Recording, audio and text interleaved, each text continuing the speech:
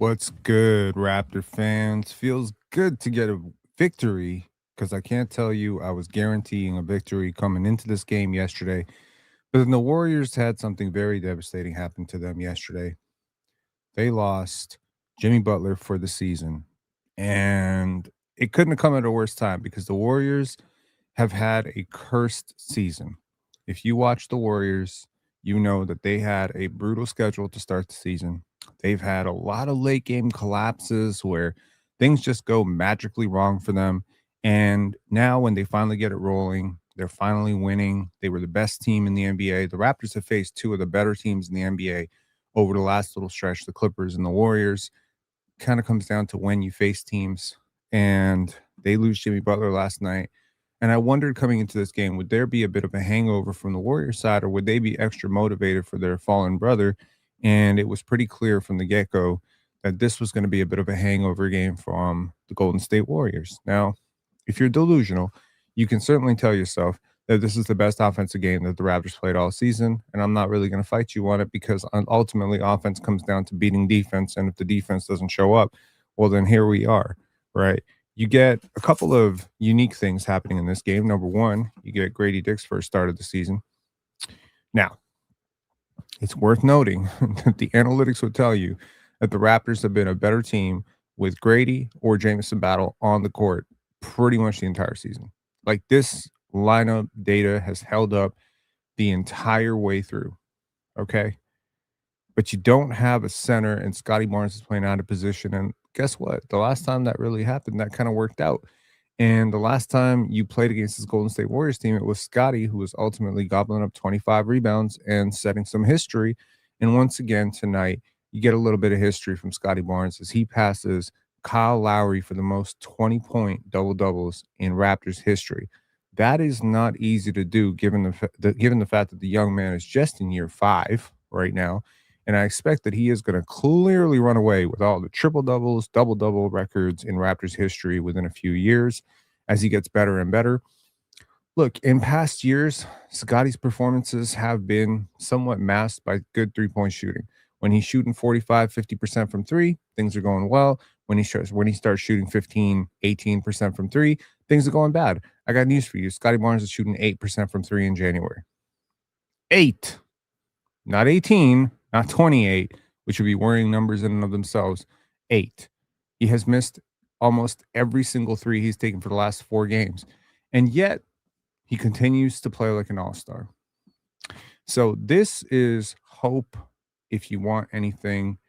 How do you sustain your focus and energy defensively and offensively when your shot is not falling? And right now, Scottie, everything's falling except for the 3. Mid-range shot is falling, as he showed many times in this game. Shots at the rim are falling, but the 3-point shot is not falling. So Grady is good for spacing. He's good for Scottie. He's good for BI. The other thing that kind of works out very, very well tonight is that Jamal Shed and Emanuel Quickley start together. Now, this is something that I brought up in the last live where I said sometimes you've got to save Emanuel Quickley from his worst demons, from his worst tendencies. And the only 2 players that seem to be fully capable of saving saving Emanuel Quickley from himself are Jamal Shed and RJ Barrett. Now, RJ Barrett, good news for the Toronto Raptors. He will likely be back tomorrow night against the Sacramento Kings. Sacramento, by the way, is currently on the first leg of a back-to-back, so both teams are going to be tired going into tomorrow. The Sacramento Kings are currently getting smacked, if I'm not mistaken, by the Miami Heat, so that's interesting. Hold on. Yes, they just got beat by 13 points.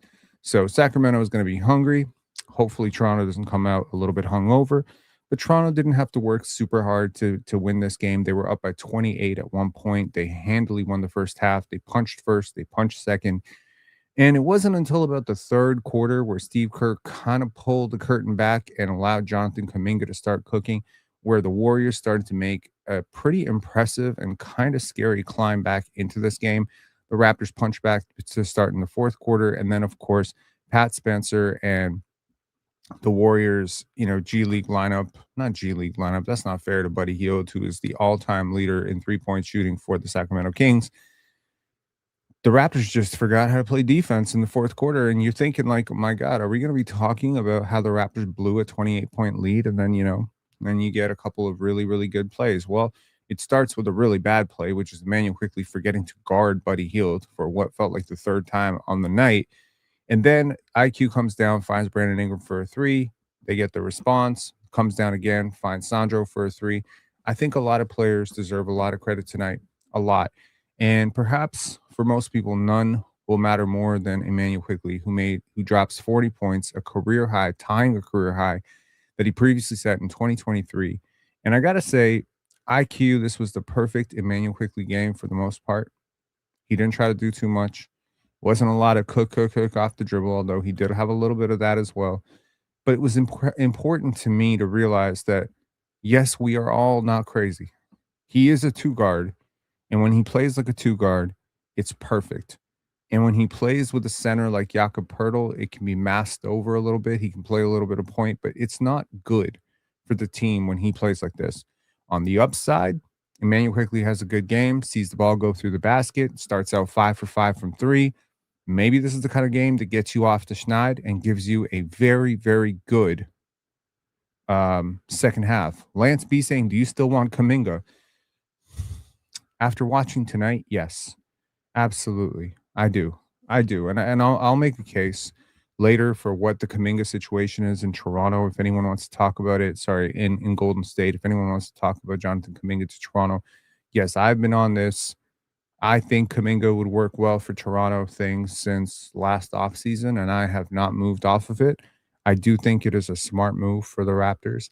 I do think he fits on your timeline at least. I understand that there's some boneheaded plays, and maybe Raptor fans are a little bit traumatized by Precious Achua and Chris Boucher, but Jonathan Kuminga is a different level of talent, and I do believe that right now this is a young man who simply does not care about team success. He is more or less trying to prove himself, and a team like Toronto, I think, could get him to care about team success. Now, of course, it's fair to say some people think it's not possible to reach people like this, but I do believe that Jonathan Kuminga has shown a fair track record of working very, very hard and, taking his craft seriously. I just think somehow Darko and the Raptors staff would have to redirect some of his focus as opposed to being an inward myself versus the world. It would be the Raptors versus the world with Jonathan Kuminga. So I think the Raptors would be wise to look into it, at least see what the asking price is.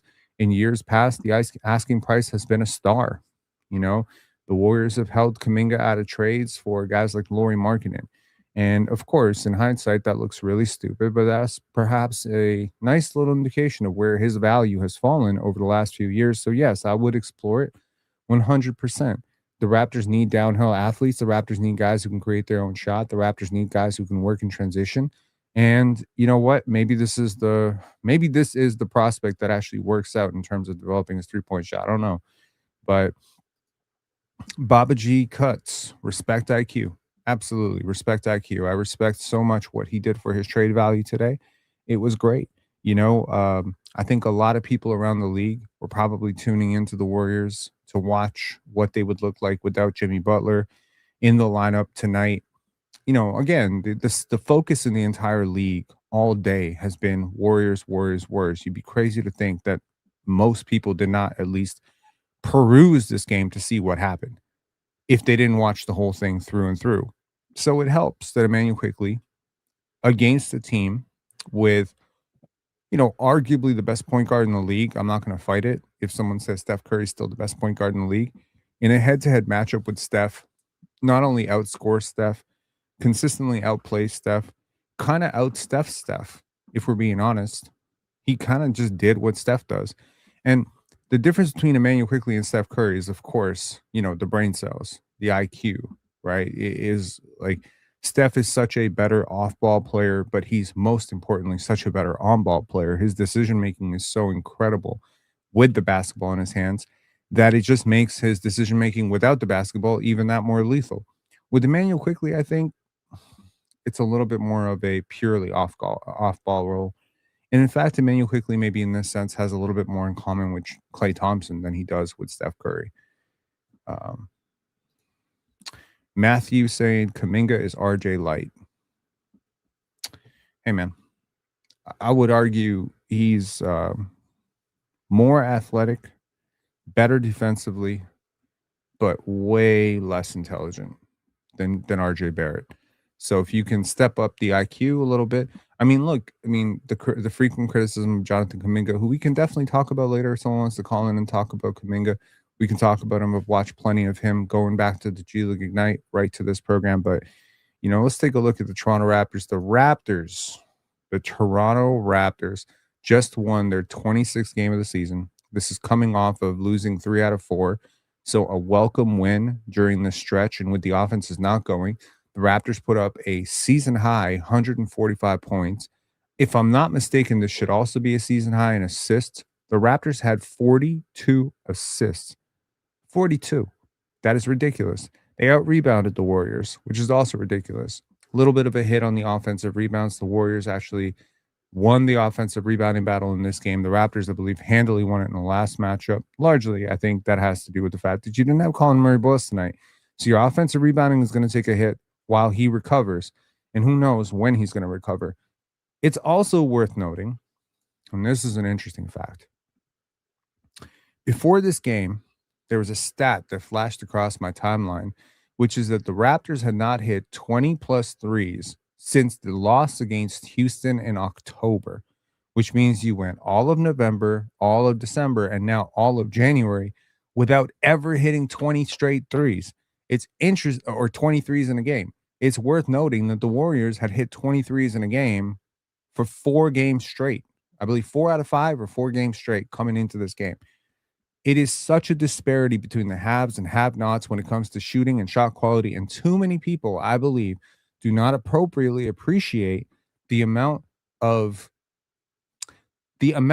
basketball synergy, movement, quality of shots, spacing, cutting, timing have to do with the three-point efficacy of a team. It's so easy to just say, this team sucks at shooting threes.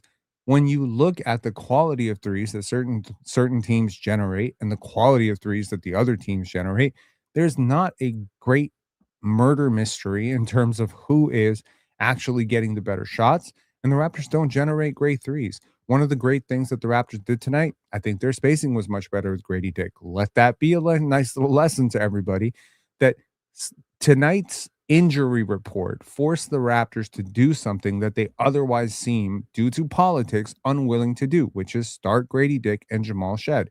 Now, I'm not arguing that starting Grady and Jamal Shed is the solution. What I'm saying is starting a Jamal Shed-esque point guard and putting IQ at the 2, if nothing else, solidifies the decision-making and paint penetration on your team, and the Grady factor and not having to play 2 complete non-shooters at the same time, with CMB out and Mamu getting a lot of those minutes, I think also tremendously impacted your spacing.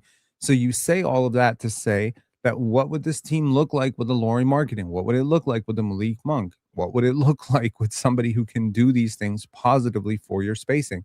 The Raptors have too many players tonight, even tonight, that negatively impact spacing.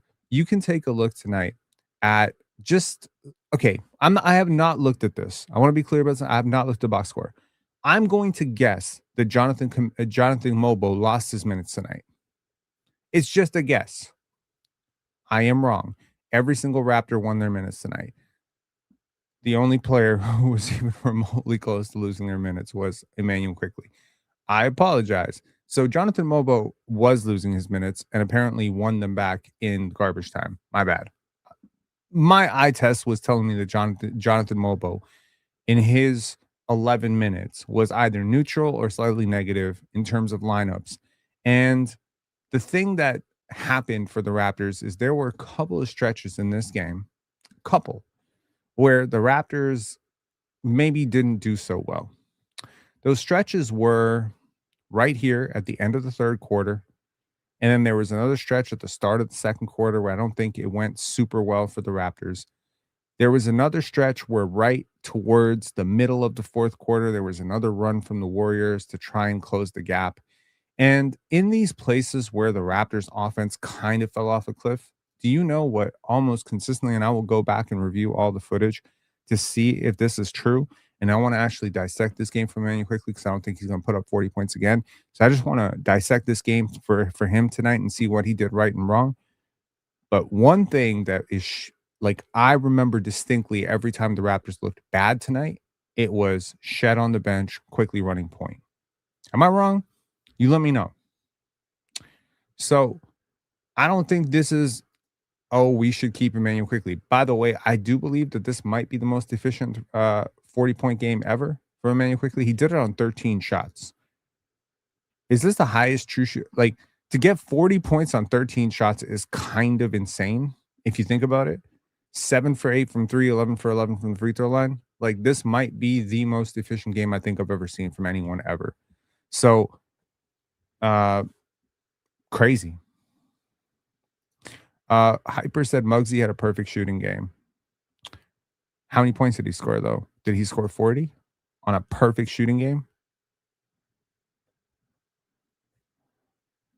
No, I don't think so.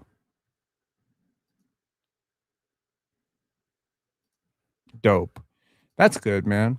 That's good. I mean, shit, that's pretty cool. You can say that. I'm gonna actually like message our group on the panel, make sure that they mention that tomorrow because I'm not gonna be on the panel tomorrow to talk up Emmanuel quickly. But hey, man, that's pretty cool.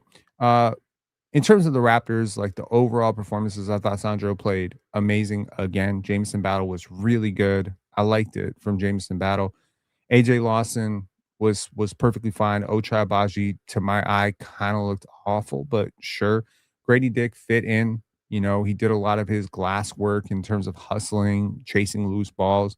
I thought he was overwhelmingly positive. The Raptors' like engine tonight, in my opinion, even though he was third in assists, was Jamal Shed. He had a sputtering end to this game where he made a couple of really bad decisions, couple of like silly turnovers there. But overall, like he was pretty much playing perfect basketball through three quarters. He was great. Emmanuel quickly again off the ball, perfect. Scottie Barnes made his first 6 shots, then missed 3 or 4 shots straight in the fourth quarter, and then got right back to cooking up, and then missed his final shot. Took only 1 3 tonight. Clearly not a point of comfort for him right now. But Scottie Barnes leading this team in assists is a very good recipe for success for this team. He participated in some of the best and worst stretches of what this team was doing. A lot of buckets that he got tonight were role player buckets. It wasn't a lot of that superstar stuff that we have grown accustomed to seeing in certain matchups against this team and other teams. There was a matchup last year against the Golden State Warriors where I thought he was just phenomenal, like insanely good, and he looked like a star. And that turnaround bucket over Jimmy Butler was just impressive. And he had a huge stat line against the Warriors last year.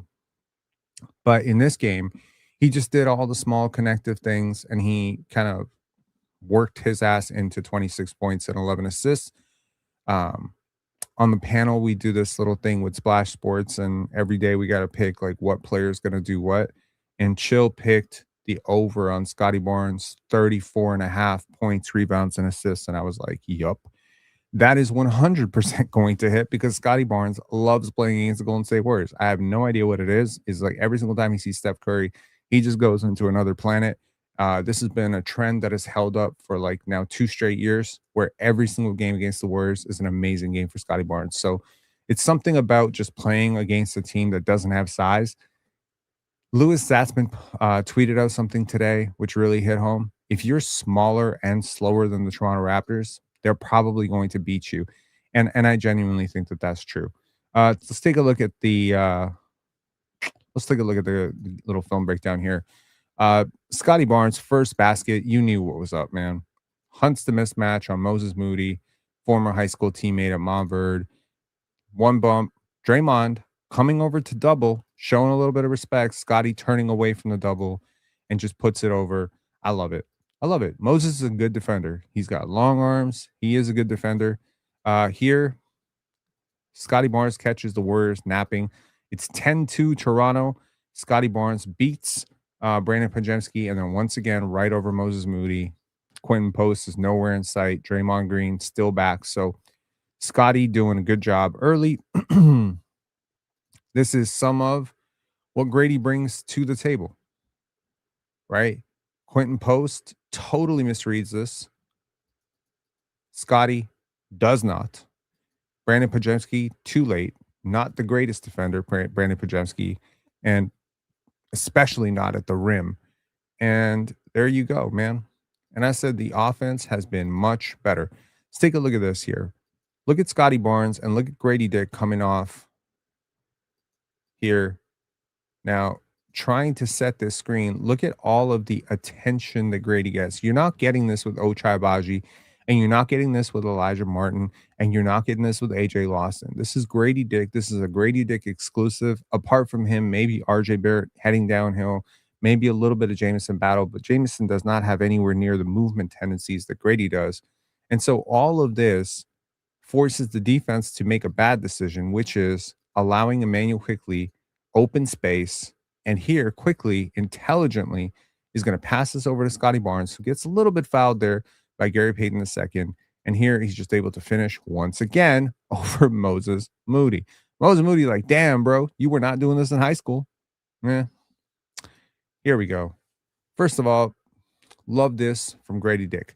Run the court hard, Mamu, and this is nothing is ever guaranteed with Emanuel Quickley running a fast break, 3-on-1, 4-on-1, 5-on-1, 5-on-zip. It's not guaranteed that you're going to come out of it with a basket. I don't mean to roast Emanuel Quickley, but please understand, like, I have watched this guy fuck up some pretty obvious 2-point opportunities for the Raptors. But here, good pass, but maybe a little too early. No forced commitment from the defense forces into a tough shot for Sandro Mamukelashvili. Again, this is not what a point guard would do in this situation. See, he projects that he's passing right here. Santos has way too much time. Now, you could argue that there's more wrong with this fast break than Emanuel Quickley, but I would argue that's usually the central theme for the Raptors in fast breaks that don't go too well. It's usually it's usually a Emanuel Quickley problem. But here, Grady Dick says, no problem, man. And he is able to, over a center, Trace Jackson Davis, a really good young player, put up a offensive rebound, put back opportunity, and he gets fouled, goes to the line for 2. I said, the Golden State Warriors have a Scottie Barnes problem. They sincerely do. They also have a no paint protection problem. Trace Jackson Davis, not a great defender at the rim. He's overall okay defender, but he's not a great shot blocker. Quentin Post, not a great shot blocker. They desperately needed that James Wiseman pick to work out. Here's what the Raptors were doing. 80% from 3, 80% from the field. This was 9 minutes into the game. The only player who had even missed a shot was Grady Dick and one from Brandon Ingram. And Ingram would proceed to miss his next 5 shots, start the game out 2 for 8, and it didn't matter. Didn't matter. In fact, around halftime, Brandon Ingram only had 4 points, and it didn't matter. Now, watch this. When people say sometimes flash over substance when it comes to Scottie's passing, I really don't think they understand what they're talking about. Look at Scottie Barnes here on this no-look pass, and watch the defense. Now, again, this is exactly what Quickley does not do because he's not really working to manipulate the defense. Here, you see Buddy Hield,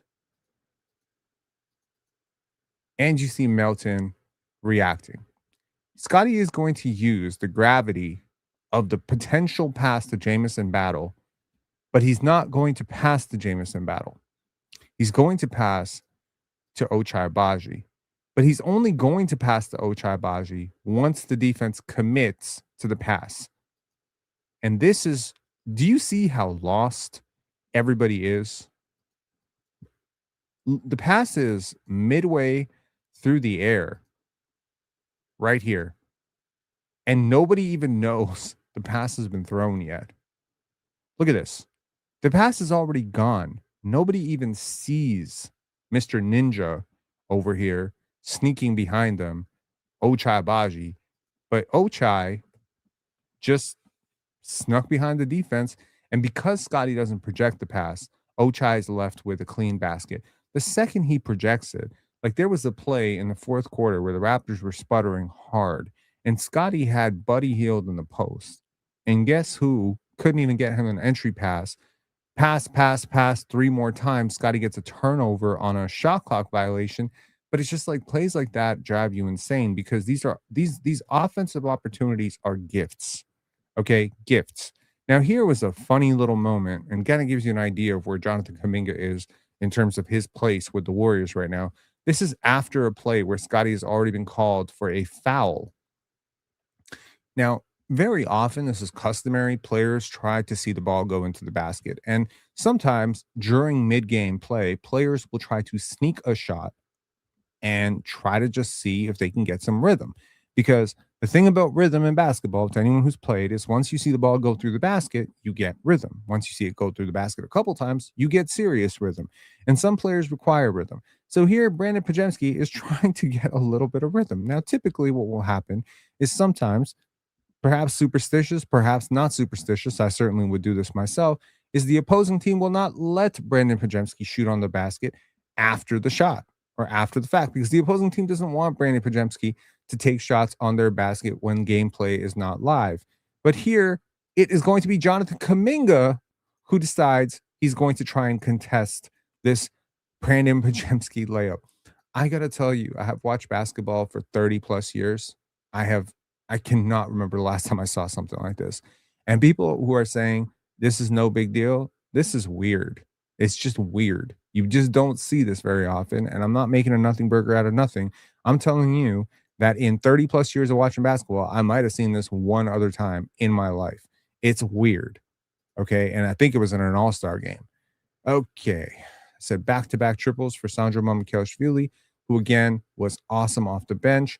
Here, Shed is going to fling it across and once again to Sandro Mamukelashvili.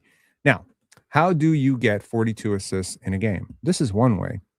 There is an invisible line that goes from the nail up to the three-point line extended down to the paint. Whatever you want to call that line, depending on how you grew up with basketball. We used to call it the half. Some people call it the split line. There's a lot of words for it. I would tell you that crossing that line, either as a ball handler or as a passer, is usually a really good thing. And teams will try to skip the pass across or, do a pass like that to flip the defense a little bit to get the defense on the other side. You want to do this in transition? Sometimes, you do the three-person weave or whatever. Sometimes you want to attack middle. You want to split right and then send it back left, skip it left.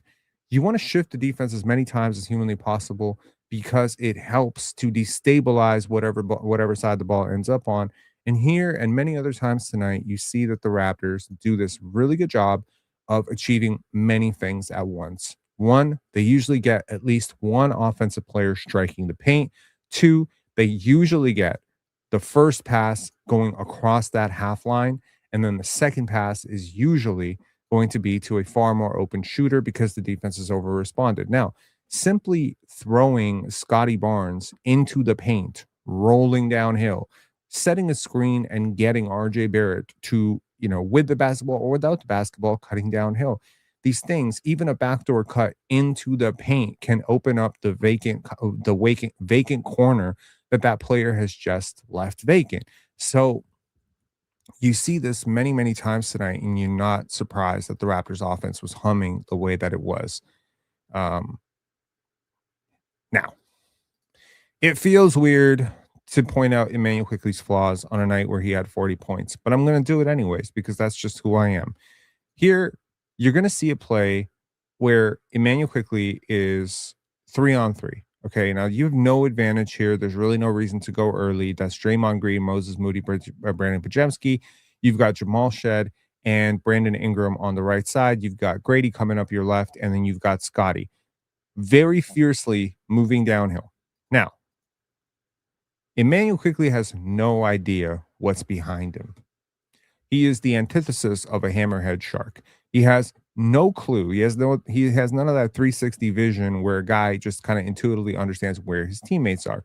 And so here he wants to strike while the iron is hot, and he's seeing Brandon Ingram as the open player here.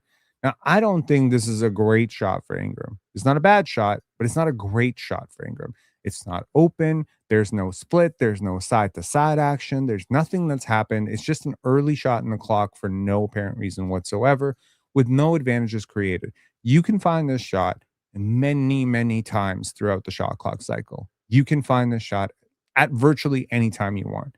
Now, getting an early shot for one of your better shooters is not the worst thing in the world. So you don't hate this play, but you do wonder what else was available. Well, maybe a more creative ball handler could have found a way to bump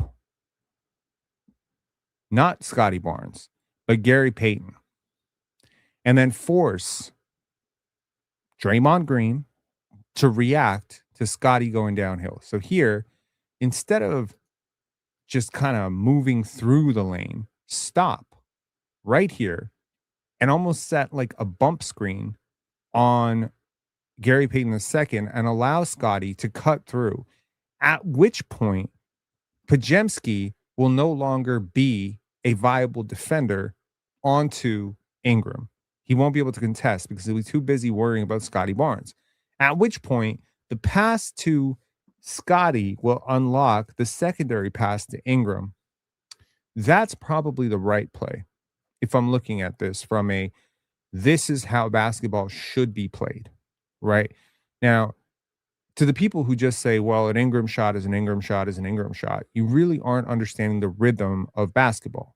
You're not understanding how certain shots being open are open for a reason. This is an early clock, slightly contested, 3-point shot from the corner.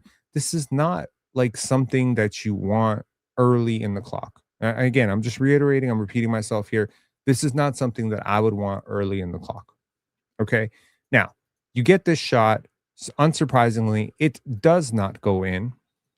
And then 3 seconds, 5 seconds, 8 seconds pass. The Raptors are now once again on offense. And here, Emanuel Quickley is once again running point. Now, Jamal Shed is on the court, but for whatever reason, Shed is off the ball and Quickley is on the ball. Here, Scottie is going to set a screen. It's not a very hard screen because he slips it. So he slips the screen, and here Quickley thinks he has an advantage by getting Pajemski on his hip. Pajemski is a pretty good shot blocker for a guard, and he, like Derek White, is going to block this shot 8 out of 10 times because you do nothing to manipulate this. There's very one directional, I call it like unidirectional basketball is what Emanuel Quickley is very good at. What is the complication here? What have you done to the defense? Everybody knows exactly what you're doing, where you're going. There's nothing. You have a strong side, which is loaded up here. Everybody is guarded. There's nobody who's open. Peyton has slipped out to Brandon Ingram, so you don't have that option. The only option you're left with here is you take awkward shot with a rear contest. I don't think this is good offense. Medved had said, IQ saw all our comments to trade him and said, F you guys, I'll show you. Please, for God's sake, bro, score 40 points more. Please score 40 points every single game for the next 5 games so we can trade your ass. I really don't think the Raptors are going to move off of trading Emanuel Quickley because he scores 40 points. I really don't think so. Anyways, speaking of beautiful basketball, here's some beautiful basketball. And I promise you, there's nothing beautiful about this because it results in 2 points or 3 points for Brandon Ingram. But I wanted to, since I dissected an example of what not a great 3 for Ingram looks like, let's look at what a great 3 for Ingram does look like. Because if we give you the counter, it helps to point to what good actually looks like. What do you actually want an offensive possession to look like? Here, Scottie Barnes goes downhill, attacks the middle, collapses 3 defenders, is able to pass to Quickley. Quickley, in this case, becomes a threat because he can make this shot very easily. He is going to pass to Ochai Agbaji. That is probably not where you want this ball to go, but Ochai Agbaji is going to save this because Steph majorly overreacts, almost like forgetting who Ochai Agbaji is. And Agbaji is able to beat Steph off the dribble, very RJ Barrett-esque. And here we're going to pass back to Scottie Barnes, who's going to whip this pass very quickly to Sandro Mamukelashvili, who has, by the way, a wide open layup. But instead of the wide open layup for himself, he is going to go and whip this pass in the corner to Ingram. Look at the openness of this shot. Now, I'm perfectly fine at any point if Mamu had taken that shot, if Scottie had taken that shot, or if Ingram had taken that shot. But Ingram's three here is one of the cleanest looks that the Raptors generated all night. And they generated it from multiple collapses. And the collapse starts with the first collapse. It starts with Scottie, and then it goes to point five basketball. Dribble, pass, shoot, dribble, pass, shoot, dribble, pass, shoot on everything. The second this ball comes to Scottie and he doesn't whip this to Mamu, the whole defense falls apart and everything resets.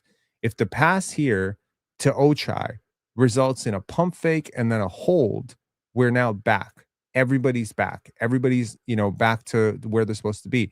Right now, the Warriors have a defender who's fallen down. You have a 5-on-4 with Pajemski on the court. And here, right, like it's like Scottie here. Scottie is a threat to score here. If this pass is made to Scottie at 25 feet, defenses are not reacting. So the point of this all is to say the best offenses work when there is sufficient spacing and the players who catch the ball are not in locked positions, which is to say, a player who catches the ball has a realistic option that both he and the defense accept as realistic options to dribble, pass, and shoot, right? If you had a player who simply every single time, statistically, every time they dribbled twice, they dribbled it off their foot, that player is not a threat to dribble. So they are only a threat to ever pass or shoot, which makes them far, far more limited. For good offense, for good offenses to work, like we're talking 2023 Boston Celtics, we're talking 2023 Boston Celtics, 2016 Warriors, we're talking, the 05, 06 Suns. You can really go back through history. It's a lot of good offenses. Uh, the 2019 Toronto Raptors. It helps to have guys who are catching the ball in places where they can actually do what they're supposed to do with it. When Marc Gasol caught the ball at 24 feet, there was very little gravity for him, which means the Raptors did not run that as their bread and butter. It was an outlet play. It was a last ditch. If nothing else is working, if he's really feeling it, we'll let him go to it. That was not the Raptors' bread and butter. The Raptors' bread and butter was Kawhi in the post, Kyle coming off of screens, Kyle early pull-ups, Danny Green in the corner, Pascal early pitch aheads, and corner threes. Like the Raptors worked through their dominant play styles and play types, but largely through players who could actually make the shots that they were being asked to make in places that they were being positioned on the court. How many times does the Raptors' offensive possession grind to a halt as Jamal Shed is forced to make something happen out of nothing from 28 feet, where he is, by the way, very predictable? Scottie Barnes, CMB, Jonathan Mobo, all these guys are pretty predictable at 25 feet. But the minute you start getting one of them, especially CMB and Scottie, inside 14, 15 feet, especially with a foot in the paint, now you're starting to see the defense has to react. And now it just comes down to the chain of events that will result in the clean shot. The reason that you may not want to trade for Jonathan Kuminga, to bring this back to the cum bucket situation, is a lot of people in Golden State feel like he can't do that. Now, speaking of Jonathan Kuminga, let's look at a little bit of Jonathan Kuminga. Let's look at a little bit of JK for you. Here's Jonathan Kuminga cooking one of the best defenders on the Toronto Raptors, who is having a bit of a homecoming game for himself, which is Jonathan Mobo. So Jonathan versus Jonathan, similar sized players. Maybe Kuminga is like an inch taller or whatever. But here, this is like athlete against athlete. Kuminga feels Mobo with his hand down and is immediately, instinctively able to take this. How many times do you wish you could see Scottie Barnes do something like that, right? Kuminga has a very refined offensive game. He doesn't have a lot of refined consistency, basketball IQ. He doesn't always buy into what you want to do, but here's what he can do, okay? Watch this play to end the third quarter. This is 4.2 seconds inbound play here. Ball comes into Melton. Scottie loses Kuminga largely because Kuminga is probably faster than Scottie Barnes in an open space setting. Kuminga is a bullet. And here, for a 6'8", 6'9" player to be able to get through Scottie and Mobo to finish this play gives you an idea of just how freaking gifted and talented this player is. There is a reason why some people thought the Raptors should pick him at 4 when they picked Scottie Barnes. There's a reason why some people had him as high as 2 in 2021, saying, "No, not Jalen Green. He was the most talented player in the G League Ignite program." Look, you have to accept that Jonathan Kuminga is not a perfect basketball player, but there are no perfect basketball players that are available. There are players coming off of injuries. There are players who are 36 and 35 years old. There are players who are bloated in terms of their expense, and they're very expensive. They're soon to be expiring. Or they are close to perfect, and they're gonna cost you 5 first round picks. Kuminga is not going to cost you 5 first round picks. He might not even cost you a single first round pick. But he comes with some concerns. There are concerns. I wonder about his circle. Um, Kind of a weird thing, man. I feel like a total hater. If Emanuel Quickley had 40 points and the only clips I'm showing of him are him making mistakes, it's kind of weird. So I promise tomorrow at some point we will do a full appreciative live on Emmanuel Quickley's 40 points. Maybe we'll do members live. I don't know, early members live or something like that, or maybe it'll be open for the public. But I think that we need to properly celebrate and maybe dissect how Emmanuel Quickley got 40 points against the Warriors. But for right now, I just want to say you have to get a hand up on Buddy Hield here. Like, they were making a comeback, leaving Buddy Hield open. Like, as much as I had an issue with Scottie Barnes sometimes and his defense tonight, because he also waved off Steph one time, like he made some mistakes as well defensively. Scottie Barnes has been sputtering defensively last couple of games. But I gotta tell you, like, this is like a total NPC move. Like, this is brain on complete frozen mode right here. So, shout outs to Emmanuel Quickly for a huge game. There's a lot to improve on. There's a lot to clean up, if you will. Okay. So my pitch on you for Kuminga is, let me first start by saying I don't think he's anywhere close to the player that he thinks he is. Allegedly, when he was up for a contract extension, he said that he wanted the same money that Kate Cunningham and Scottie Barnes got. Now,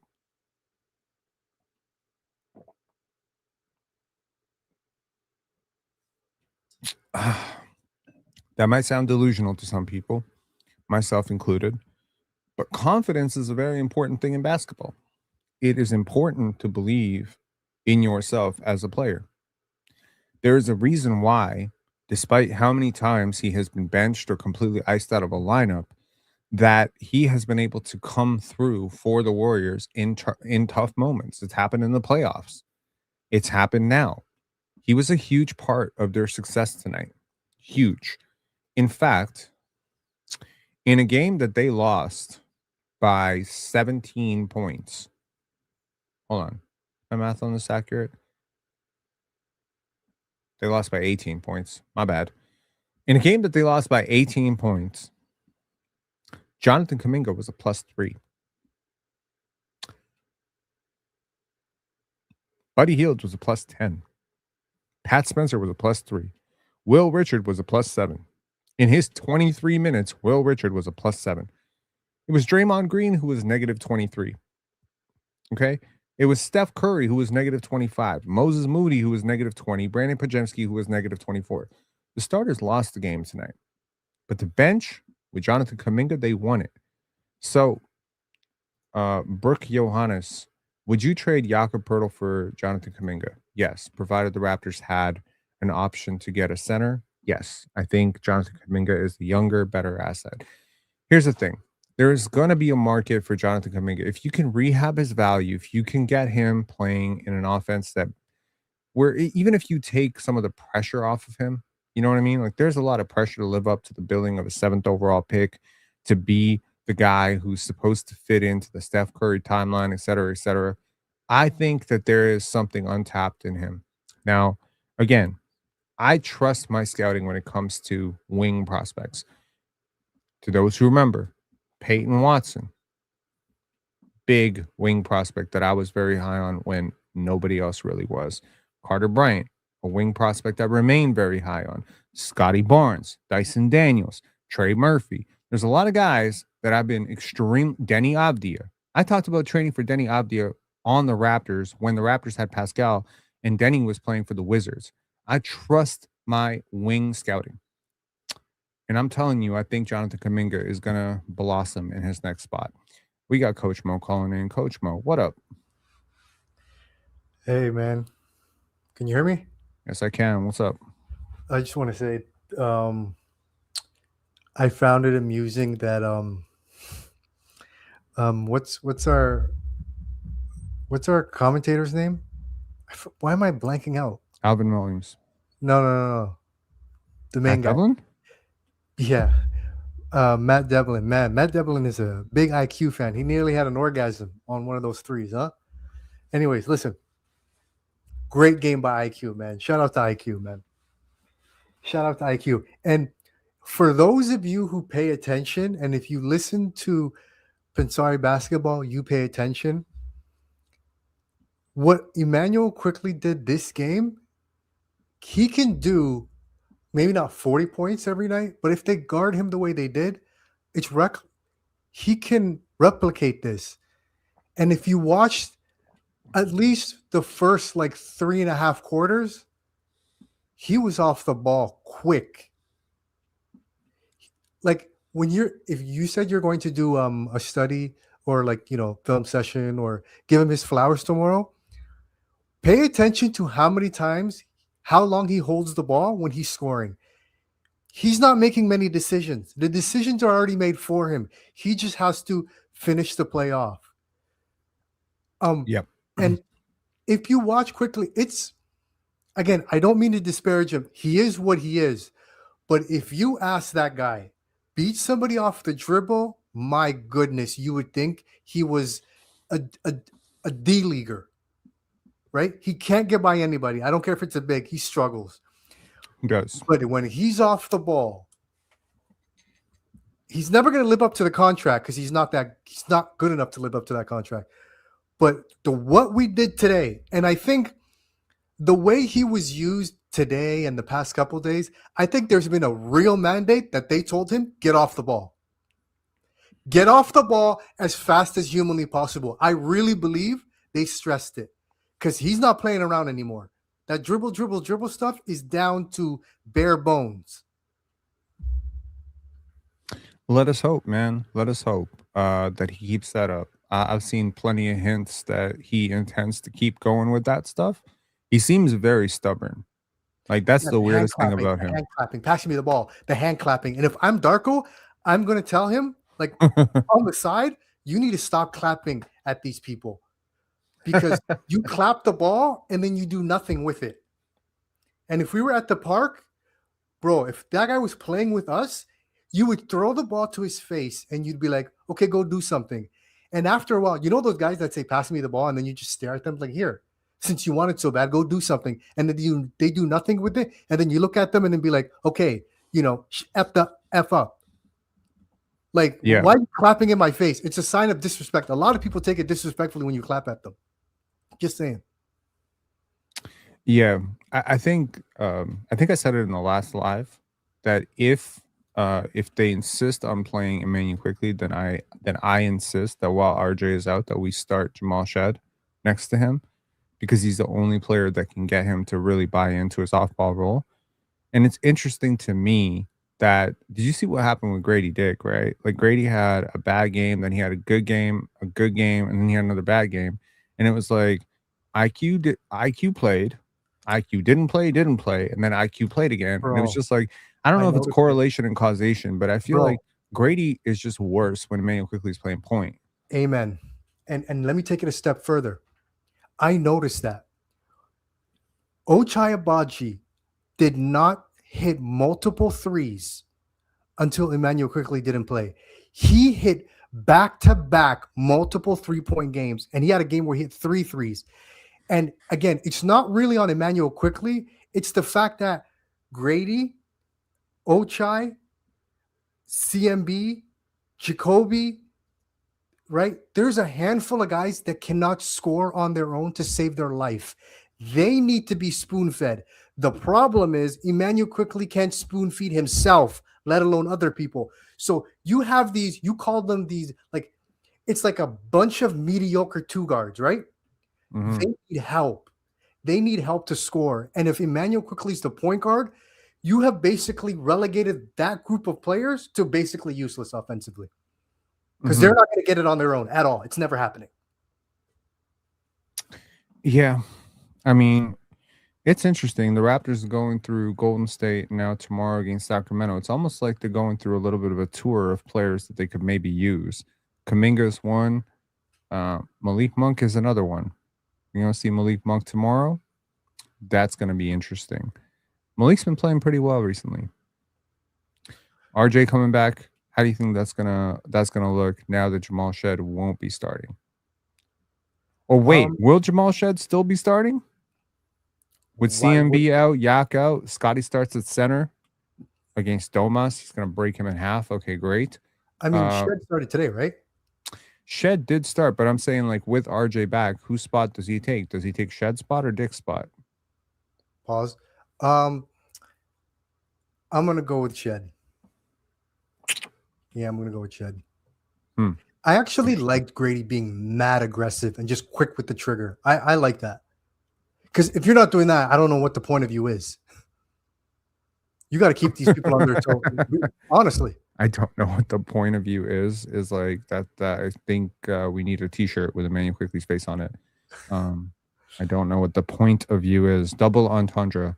Bro, shout outs to IQ, man. When, like, I just need him off the ball. I don't care what pass he makes, pass the ball and spread the floor. And even in transition, like, he's probably the worst transition decision maker. Even, I mean, Grady's probably the worst. Grady has both like pretty bad. Yeah, Grady be, he's given, on given our here's the thing, given our transition frequency and given our, passing frequency, having proper spacing and proper finishers seems like a prerequisite for this team. I just don't understand how Bobby Webster doesn't see that. Like, get a big, get some spacing, get some players who move out. Like, I mean, it seems easier said than done because now you dug yourself in this hole with a whole bunch of players who don't do this stuff. But it's just like, as impressive as Elijah Martin was for those, like, that flash in the pan couple games, it's like, this is a real uphill battle for him to try and fit into what the Raptors want to do. Real uphill battle. It's a real uphill battle for Jonathan Kuminga, Jonathan Mobo, to fit into what the Raptors want to do.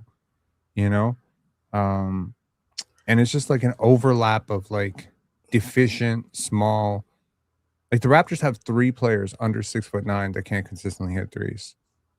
Wait, 4, 5, 6 players who fit that mold. Like, it's kind of weird, man. And then you got a couple of guys who can hit threes and can't guard a shadow. So it's just like, man, like, it's not that hard to find a player who can walk like chew bubblegum and walk, right? Yeah. Like, it's not that hard. It shouldn't be that hard. This team, like, Bobby should thank the lucky stars that this team is making him look better than he really is. He is horrible at his job. The past few years, this team is just overperforming. I've heard some rumbling that Jakob Poeltl may not play again this year, man. And again, nobody asked for the extension. Like, when you said, he did. We needed to lock him down. Why? Well, he was very good last year. And I guess they wanted to lock in some value. But again, I'm just of the belief, and I've always been of the belief, that apart from superstars, I just don't believe in extending guys post 30. I'm just not going to extend you for multi-year extensions past the age of 30. How many teams have been burned by this? Bradley Beal, now Jimmy Butler. Like, again, like, Jimmy is a star. He's not a superstar, but he's at least more worth a risk at 34, 35 years old for the Warriors, who have an aging star on the decline in Steph Curry with a shrinking, championship window. I get that move. I totally understood that move, especially because they gave up absolutely nothing of serious consequence to get him. They gave up Andrew Wiggins. But, like, making these kind of like weird extension moves for guys north of 30, locking them in for 3, 4 years when it's not Giannis, it's not like even Anthony Davis. I mean, people who have trepidations about like, oh my God, I don't know if I want to trade for 33-year-old Anthony Davis. Congratulations. Your general manager decided to pay 34-year-old Jakob Poeltl. You know what I mean? Yeah, yeah. So, The thing, anyways, it doesn't yeah. even have to be above 30. Like, imagine if Hmm. someone bought the Ochai Abaji hype last year and extended him. Oh yeah. Where would you be now, right? Dude, we had a live and I can't remember who said it, but I think somebody came in and said they would lock him up at 18 million. Like, you know what I mean?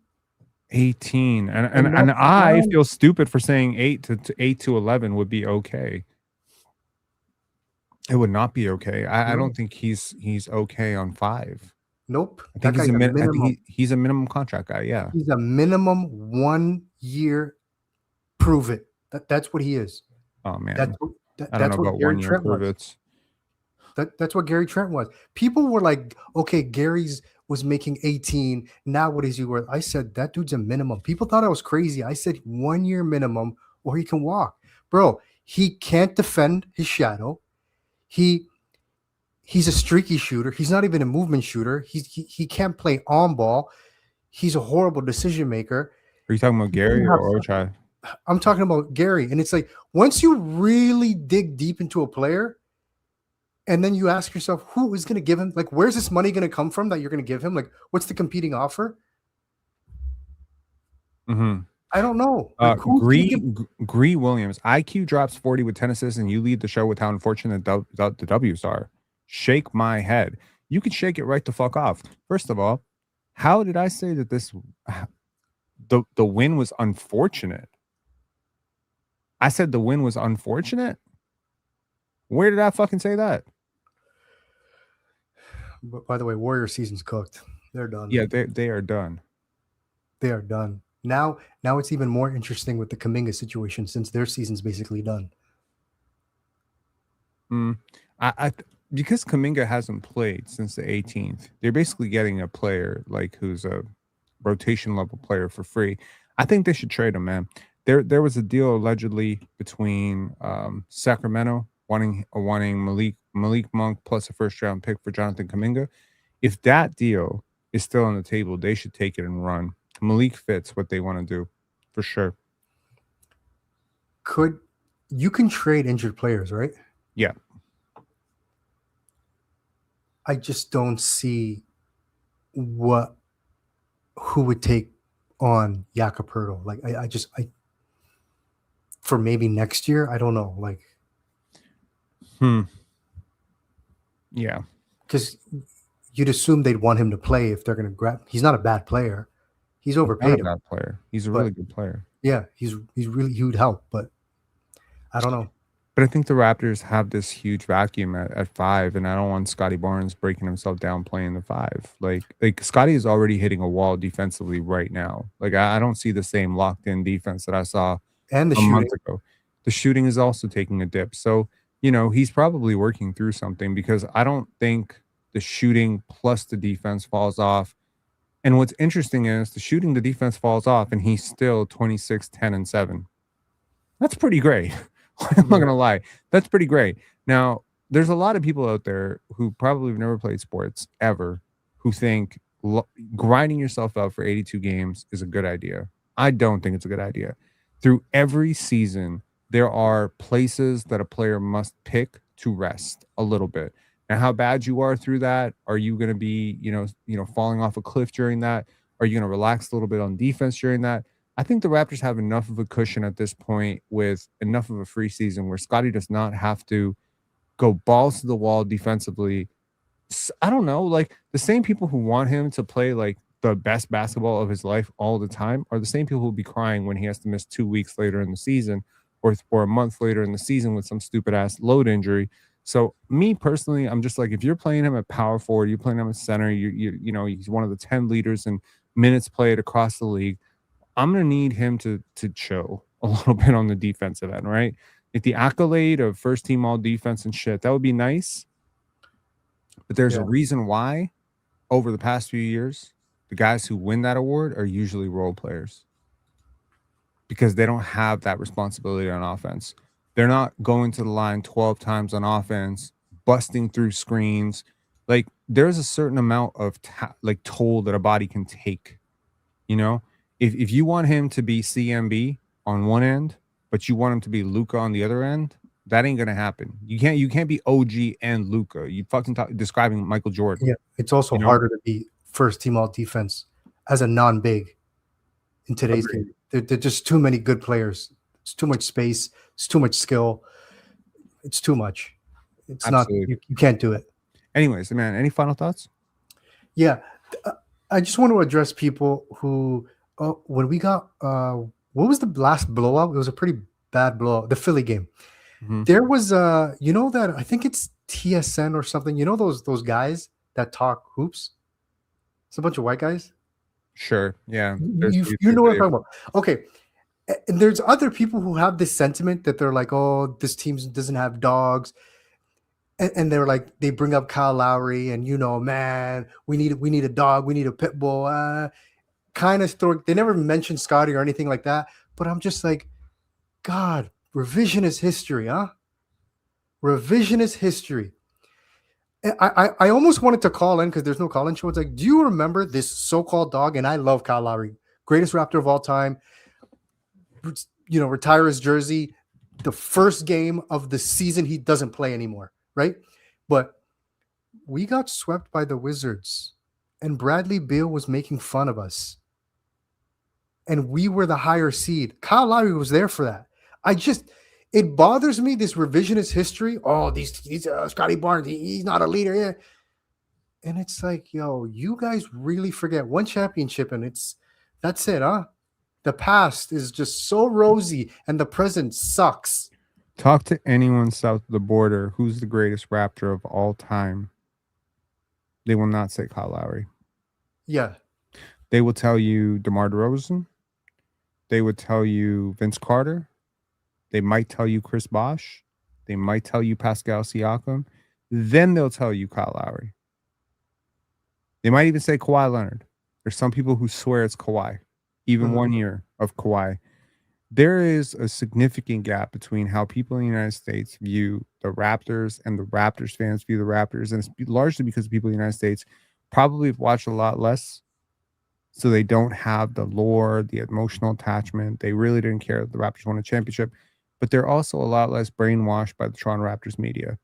And the Raptors media, I want to let people know why the lore of Kyle Lowry exists. And this is not to disparage Kyle Lowry because Kyle Lowry is an awesome freaking player. Yes. But I want to let you know why when you go down to the States and you talk hoops with someone who is really expert, knowledgeable about hoops, like a former player or a scout, if you have that opportunity, and you say Kyle Lowry is the best Raptors player ever, and they look at you like you're fucking insane. The reason that is because they were not indoctrinated in the brainwashing that you received. And the brainwashing you received was precisely because the players who stayed became legends and the players who left became pariahs. That's marketing. The Raptors won a championship as a team of 15 individuals, 16 players. There's a banner with all of their names on it. And that includes Kyle Lowry. That also includes Eric Moreland. That also includes Jeremy Lin. That includes Serge Ibaka, Marc Gasol. That includes Kawhi Leonard. That includes Danny Green, Jody Meeks. That includes a lot of players, okay? Those players all won a championship together. Look at their basketball reference page, and they will all have NBA champion next to it, 2019 Toronto Raptors. However, it is worth noting that because Kyle was the most prominent Raptor at the time who was staying put, at least for a couple of years, there needed to be a branding, because the Raptors won a championship and Kawhi was gone. Like, it was like, bam, bam. He was there, won a championship, he's gone. You can't build a myth around Kawhi's the greatest Raptor of all time. But if he signs on that dotted line and says, I'm coming back to Toronto for 3 more years, He is the greatest Raptor of all time, and every single media person here would tell you that. But because he doesn't stay, that's what it is. If DeMar DeRozan had been the player who had stayed and Kyle was traded for Kawhi Leonard, they would have said DeMar was the greatest Raptor of all time. That's how finicky the shit is. And that's the truth. Now, I'm not against the idea of Kyle being the greatest Raptor of all time because I like it. But I have pushed many times that it was actually Vince who is the greatest Raptor of all time. I've always said Vince was the greatest Raptor of all time. Who is in your opinion the greatest Raptor of all time? It's between Vince and Kyle. Those are to me the only two answers. Now, Kawhi is the best player to ever put on a Toronto Raptors uniform. So, to simply explain it to people, the best Miami Heat player is LeBron James, but the greatest Miami Heat player is Dwayne Wade. There's a distinction, right? Best and greatest. Greatest usually has some tenure to it. Yep, right. I agree. So it's either Kyle or Vince. My favorite Raptor of all time is Vince. My favorite basketball player of all time is Vince, right? But it's tough. It's tough. Yeah, and I mean, like people, like again, like, and this is something that I think happens a lot when people die too, right? Is we wash it over. We love people dying. It's the weirdest shit ever. We love when people die because the story ends and we can clean it up how we want to clean it up. We don't talk about the bad stuff. We only talk about the good stuff. I made a point when my parents died. I'm never going to lie about who my parents were. If they made a mistake, that's how they're going to be remembered because I don't want anyone to do that shit with me either. If I die and you be like, oh, Pensare Basketball was so nice to all his calling guests, I'm going to come back and haunt your ass. I'm going to haunt you, man. Stop lying on my name. I was not that dude. Lying about people does not make shit like better. Okay. And the truth is, Kyle Lowry was this close to getting traded. The things they 3 times, including the championship season. The things they were saying about him after that Wizard sweep. Fuck the Wizard sweep. You know what they were saying about him going into the championship season? He's gonna fuck this all up. Oh, He's so finicky. He hasn't talked to management. When he goes to Masai for the summer. Yeah, I remember that. Yeah, I remember that. They had a moment like where Masai looked at him and said, "Listen, bro, you may not like me right now, and I definitely don't like you, but if you want to have a future avenue to make a ton of money, I'm gonna tell you right now, buy into this myth, buy into this lore, buy into the story, buy into the fairy tale that you are this grinding out dude who never, ever wanted to leave and was super loyal to the city." He basically took on all the characteristics of DeMar DeRozan. DeMar was a super loyal one who never wanted to leave. Kyle in 2016 wanted to leave, went to San Antonio, and they said, "Nah, bro, we don't want you." That's the truth. Y'all can lie about it all you want. I know a lot about Kyle Lowry that I will never say on air, but like there's some shit, bro. Like there's some shit that happened behind the scenes over the last 10, 12, 15 years, both personally with him, things that I came to know because I happened to walk into circles that were very familiar with him. And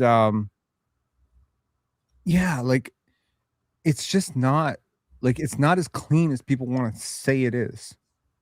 It's just not that clean. He won a championship. He was a great, super underrated player. I could argue at his peak, he was the 10th, 11th, 12th best player in the NBA. He's kind of like where Scottie Barnes is right now. Like where Scottie is right now in league standing, but smaller and, worse at scoring. You know what I mean? Yeah. But that player is not better than Vince Carter.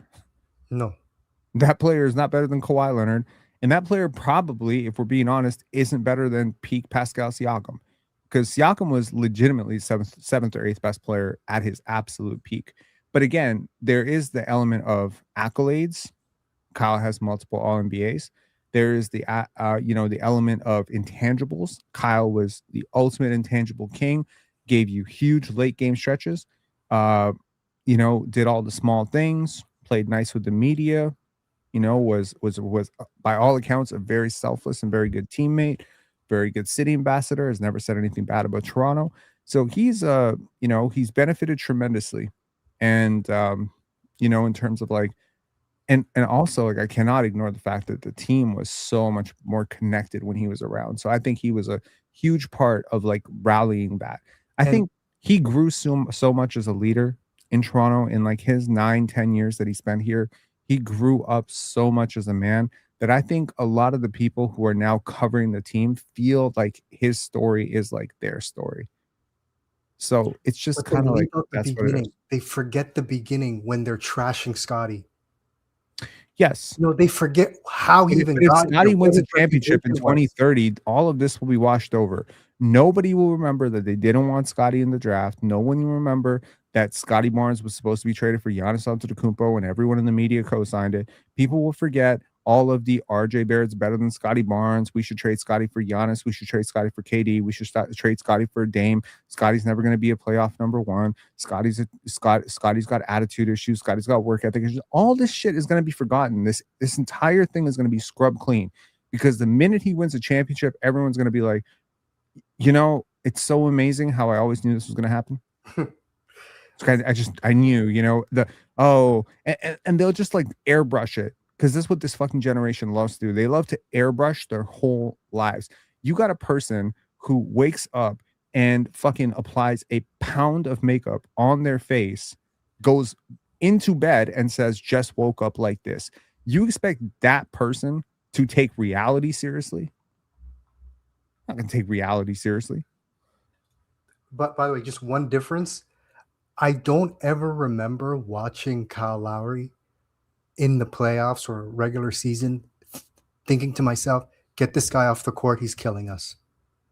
Kyle? Yeah, I never remember thinking that.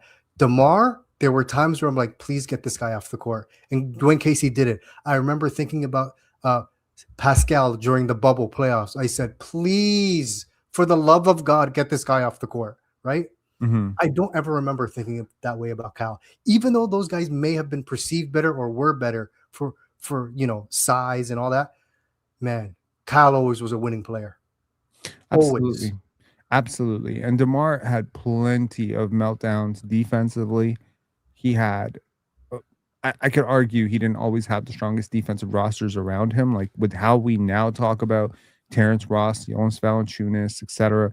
It's not like DeMar ever had the fully, it's not like DeMar ever got to run with OG Anunoby, Danny Green, and Marc Gasol on the same team with Serge Ibaka. Like, it's not like DeMar ever had that luxury.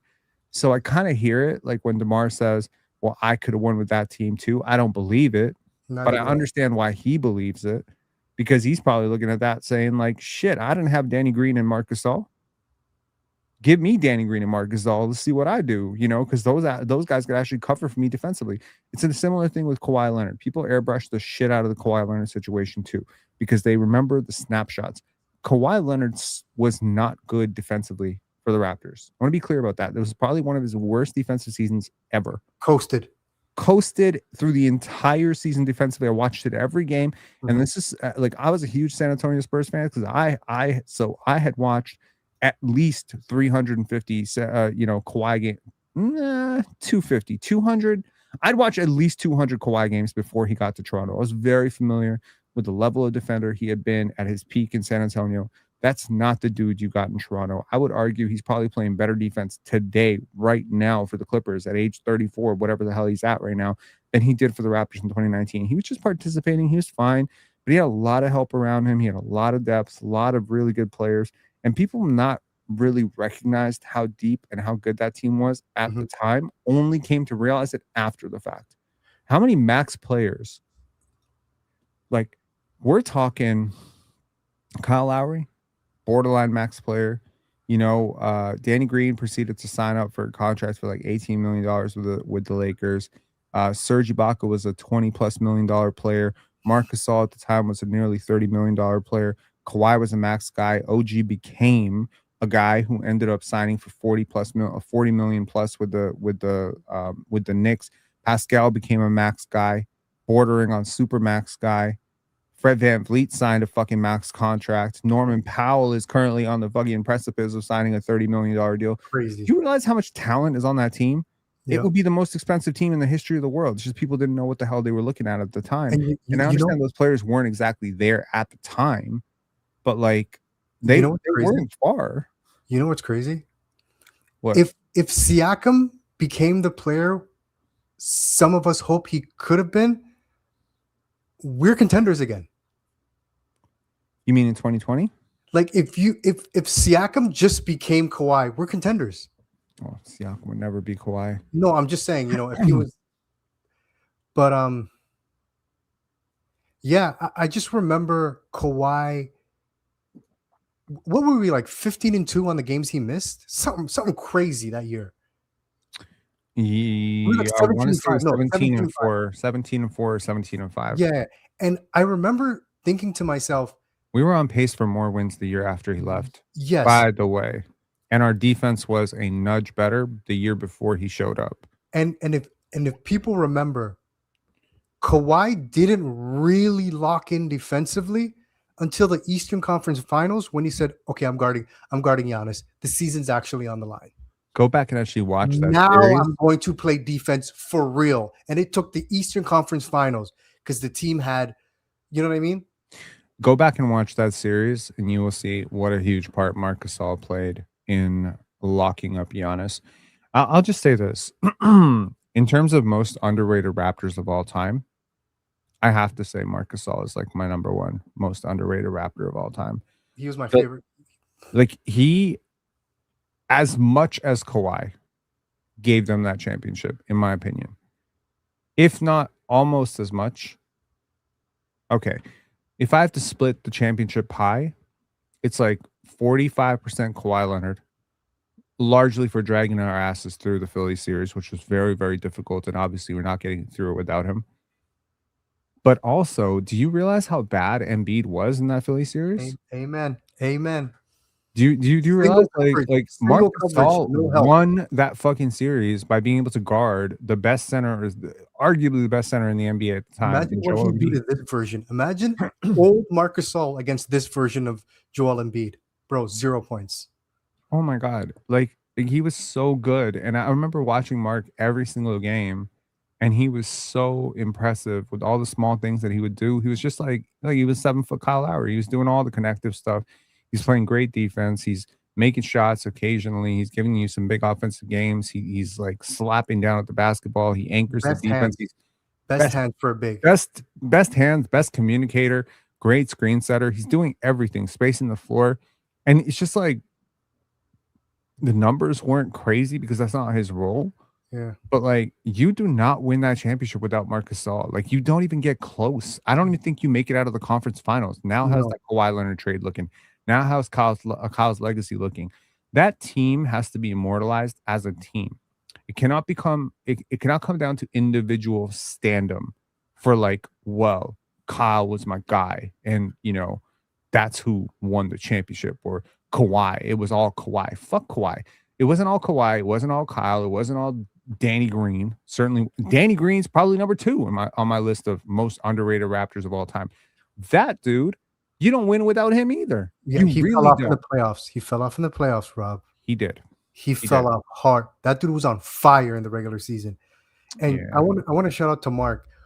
In the finals, do you remember him like hedging out on Steph and helping and playing so far out? And he was like doing a surprisingly good job. Mm-hmm. For a man as big as he was. Man, that dude, IQ is undefeated. Like intelligence is undefeated. He just knows where to be and when to be there. Right? That is better than quickness and athleticism any day of the week. Yeah, I'm looking at Danny's numbers. Dude, he was shooting like 43% during the regular season or something crazy. Okay, well, I mean, he wasn't starting in second half. Remember, to give you a little bit of context here. In the Philly series, he shot 37% from 3 and played 33 minutes a game. Okay, conference finals? Against the Bucks, it was an atrocious series for him. But that's right around when Fred VanVleet heated up, so it was like it kind of balanced out, and Fred started playing more. So he played only 24 minutes a night and he averaged 17 points from three, but he went right back up to 36% from three in the Finals. in the finals. And Yeah. I mean, he basically took all his shots from three in the finals. Like he took 33 shots from three. He took 41 shots overall. He wasn't taking other shots. You know what I mean? So Yeah. I feel like he played this perfect 3 and D role. And I do think his defense was very underrated throughout that entire season. Like I Yeah. think he was a much better defender than Kawhi that season. So I don't know. That team was like legit 12 deep, like legit. Yeah, I just, absolutely. I just, man, what would have made that year perfect had they just signed Vince, man? Fuck the politics or whatever the hell. They thought it was going to be a distraction. There's, Kyle pushed so hard for it. I can't believe they did that, man. That would have been man. Imagine Vince with a Raptor championship ring. I don't care if he never got off the bench, bro. That would have been everything, man. Yeah. But I feel like there would have been so much internal pressure to play him. He's so big. Really? Yeah. Like he's so big. Like Vince is such a big deal. Um, you know, when Chris Bosh left, there was this whole contingent of my friends who are Raptor fans who were like, "Oh my god, they're gonna do the same thing to Bosh as they did to Carter." And I remember laughing and laughing and laughing. I'm like, "Why are you laughing?" I'm like, "I don't fuck with Chris Bosh that way. I don't like Chris Bosh enough to burn his jersey. I'll put his jersey in Goodwill. I'll put his jersey in a garbage can. I'm not gonna fucking waste lighter fluid to light the shit on fire. Like, I don't give a shit about Chris Bosh. Like, what do I know. Was he on? Chris Bosh? Was Chris Bosh on Like Mike? Were Exactly. people wearing Chris Bosh jerseys in music videos? Was he leading all NBA players in All-Star voting for Ex multiple years in a row? Come on, bro. Stop. Yeah, like Chris Bosh wasn't like that, and I felt like very similar about Pascal Siakam. It's like nice to know you. It's cool you were here. It's nice, but you gotta have you Did gotta Chris have Bosh a have a Beyond real the Glory? Did Chris Bosh have a Beyond the Glory episode? Remember that? exactly, exactly. I mean, salute, man. I pay a little salute to Pascal Siakam every time I run a spin cycle. In my washer, the washer dryer situation. Pay homage to him every single time. Happy he was here. Shout outs to OG, shout outs to, Danny, shout outs to all these guys. It's great. But like Vince is different. Vince, like the connection that I feel like fans have to that dude, largely because he was the first real star in Toronto, it's just a very different feeling. And people want to break it down always to accolades like championships and whatnot. I don't really care that Vince Carter didn't win a championship. Making it through the first round for the first time with a franchise multiple times has to be like a mega, mega jumping stone. Like, we still talk about Amelia Earhart, right? Like, we talk about Albert Einstein, even though people have been way better at science over the last 50 years than Albert Einstein ever was, right? There has to be something handed to being able to do it first. Like Vince made Toronto summers cool. He did, at least for me. Like him bringing Sean Marion, him, bringing in all those all stars for his charity game every single year, trying to show people this is Toronto. It's a dope city. You never seen a star from the United States embrace Toronto like this. An African No, American star embrace nobody. Toronto like this. Sign with Toronto when he didn't have to. And this fan base turning their back on him was very, very ugly. And it's just like almost like everything the MLSE media machine touches kind of turns a little bit tainted, including Kyle's legacy, including the Vince jersey ceremony. It all just kind of feels a little bit fake to me. Um, all this teary-eyed emotion of like, oh, he's coming home. It's like it all felt very scripted and very fake. Yeah. And It's, even this Kyle Lowry shit feels really forced you to me. know, I'm the type of I just can't forget certain moments. Like I'm the family member where, in a family reunion, you see two people hugging and having a great time. And I'm just looking at the situation and I'm just thinking to myself, man, I remember when they were punching each other in the face Mhm. like 5 years ago. And now it's great. It's kumbaya now, but I just I don't skip over I can't do it, man. I can't do Absolutely. it. And if ESPN needs IKD saying 300 plus in here around 1 a.m. Eastern time. You killing it, bro. Shout outs to all y'all for being as passionate about the Raptors staying up this late on a weekday. Absolutely. What you're really saying, ESPN needs IKD, is we are all jobless. I'm just kidding. I got to work tomorrow. you seem like a guy who can get off on like 4-5 hours sleep, and you can operate that way. I've been operating that way, but recently I've actually learned to appreciate the value of like a good 6, 7 hours of sleep. Um, But yeah, I actually took a nap today, like a baby, to prepare for this. So I took a nap around 6 o'clock. I slept until about 8:30, knowing that I would be doing a late live. So I'm starting to crash now, but I'm feeling okay. Anyways, Coach Mo, any final thoughts? Sign a big, man. Sign a big. Yeah, or I don't drop think one. I don't think we're making any trades. I don't. Unless Quickly goes on a heater and ups his value, because I'm not buying any of the whatever he does to up his value from now to the trade deadline, which isn't much time. I'm selling. I'm selling as soon as I can. Mm. I'm out. First off What ramp. quality of player would it take for you to maybe budge on CMB? Would you budge on CMB? I'm assuming he's not untouchable, but like, I would budge on CMB simply because of his similarities to Scottie. Like if he was a completely different type of player to Scottie, like there wasn't much overlap, I wouldn't be like it'd be a lot. It'd take a lot. But since there's some overlap there and you're probably not going to get rid of BI. Also, by the way, going into the year, I was like Mobo, CMB. I knew CMB was better, bro. It's not even close. yeah. There's nothing to talk about anymore. There's not even a discussion to be They're had. very different players. But I'm saying like what quality of player? Like obviously Colin Knippel. My question is mainly, would the Raptors be intelligent to make a call for Austin Reeves? Like I'm not saying CMB alone gets it done. Obviously, it would be CMB plus Grady plus stuff plus Okay, multiple picks, and I even then they have to probably say still this. hang up. But I have to say this.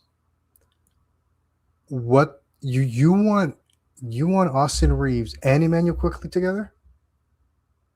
no, I'd probably find a way to ditch Yeah, you gotta Austin get rid of Reeves. Emmanuel Quickley to get Would, Austin Reeves. well, Because Reeves is gonna need a contract extension. hmm. Quickly's literally holding the money that you would want to give him for your salary, for your books. It's not gonna work. They're literally the same size player. Reeves is obviously way better, but they're the same type of position. Like you want a backcourt of IQ and Reeves?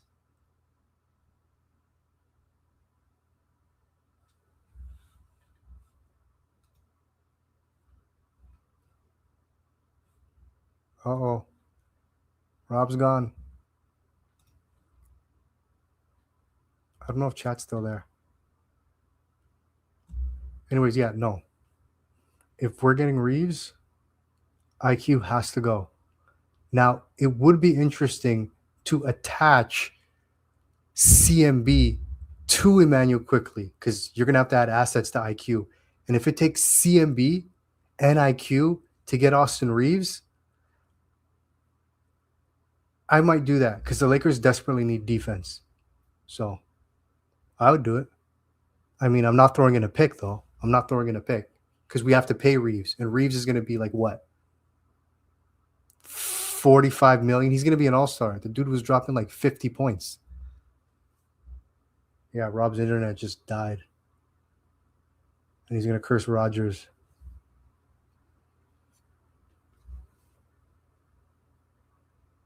This is what happens at 2:15 a.m. CMB for Trey Murphy. Nah, I'm not doing that.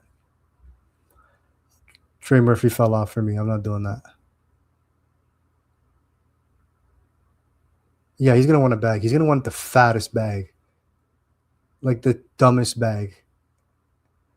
And I'm actually scared at what Bobby will give Austin Reeves. I'm scared. 5 years, a player option on the 5th year. He's going to be he's going to be the highest paid Raptor player of all time.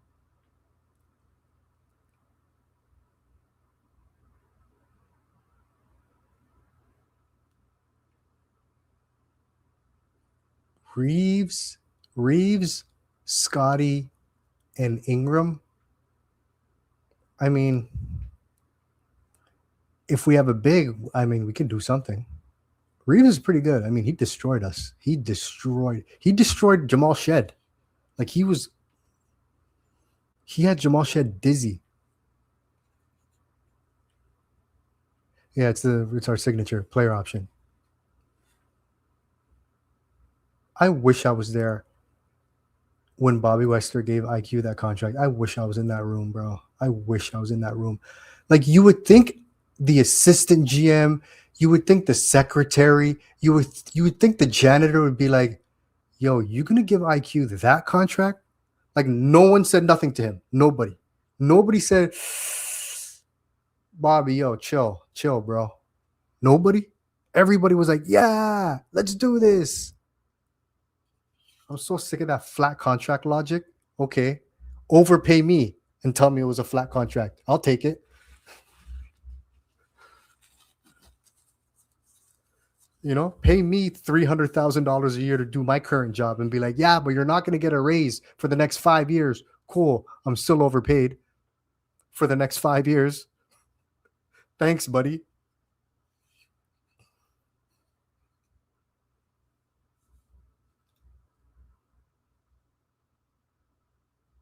You know what's funny? If the Raptors were shit, like a lot of people thought we were going to be, Bobby would probably be fired right now. This dude is so lucky. The East is trash. So lucky.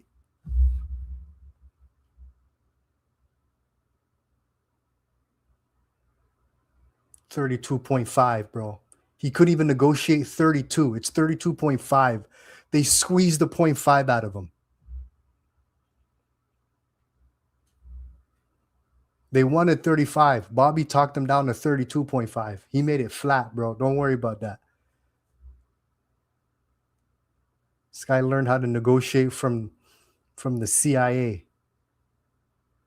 Right? Isn't that where Bobby went? Like he was trying to be a CIA agent or something?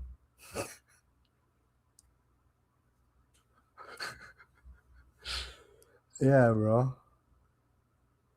Raps tax. Yeah. Yeah, CIA negotiation skills. Oh, you're a backup. You're a bench player who's a scorer. You're kind of like a Lou Williams type. You want to be a starter? Done. You want 100 and what million? Done. I mean, they would have threw the bag at RJ. There's just no money to throw at him. Like they overpaid everybody.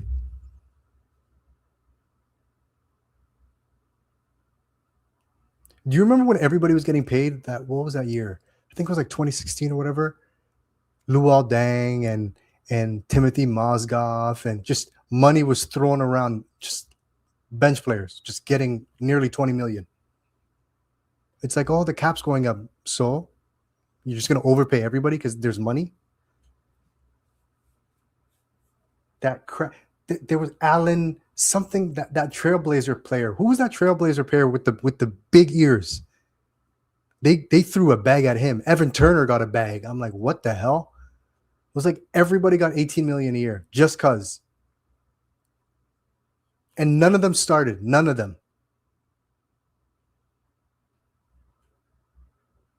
Yeah, Krabby something.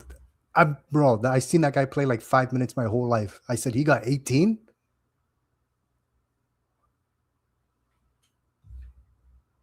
Emanuel Quickley's agent saw that. He said, okay, bet. Yeah, Alan Crabb. Yeah, it was Alan Crabb. Whoever signed Alan Crabb to that contract, bro, you.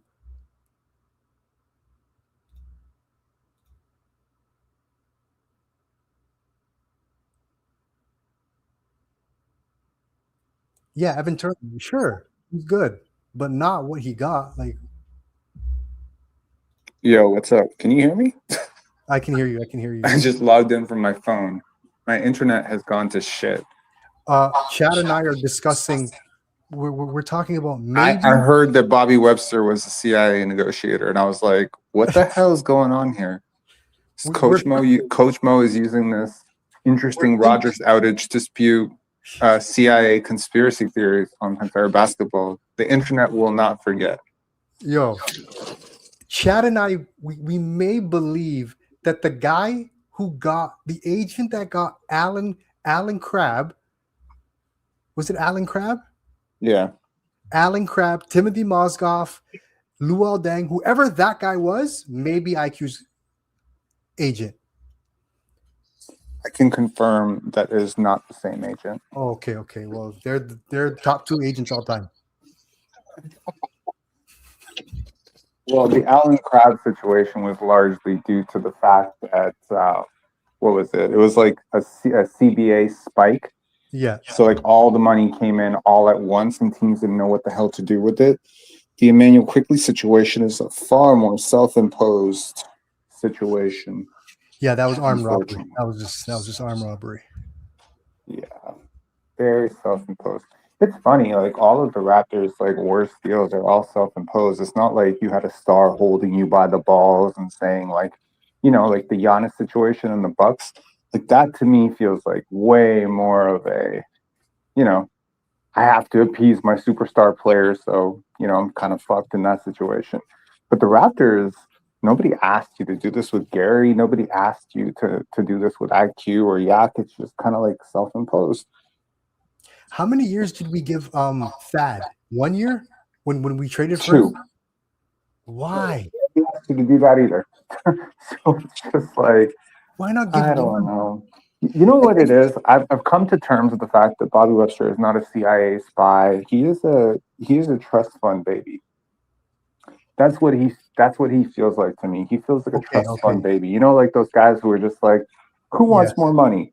You want more money? Okay. Cool. They fail up. It's like guys that fail up. Yeah, exactly. Yeah.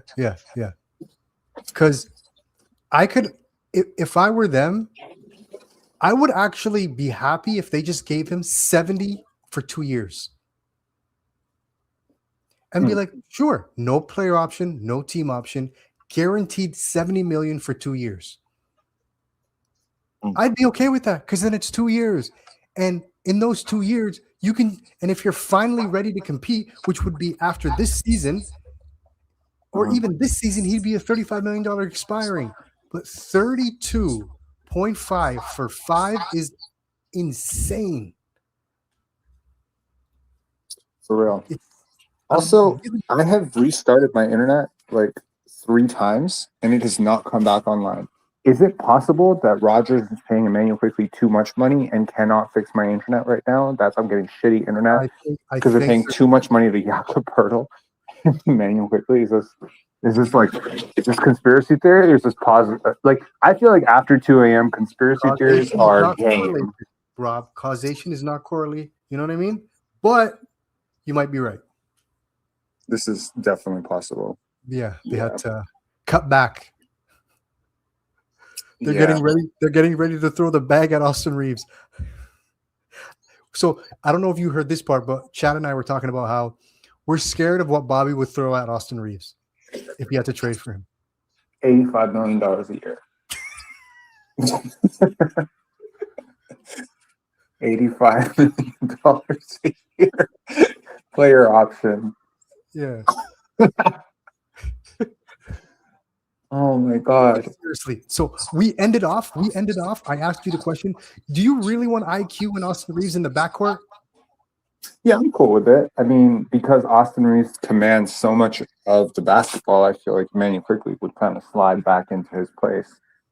I mean, so much of his usage in the backcourt comes down to our inability to find a viable shot creator. We don't have one.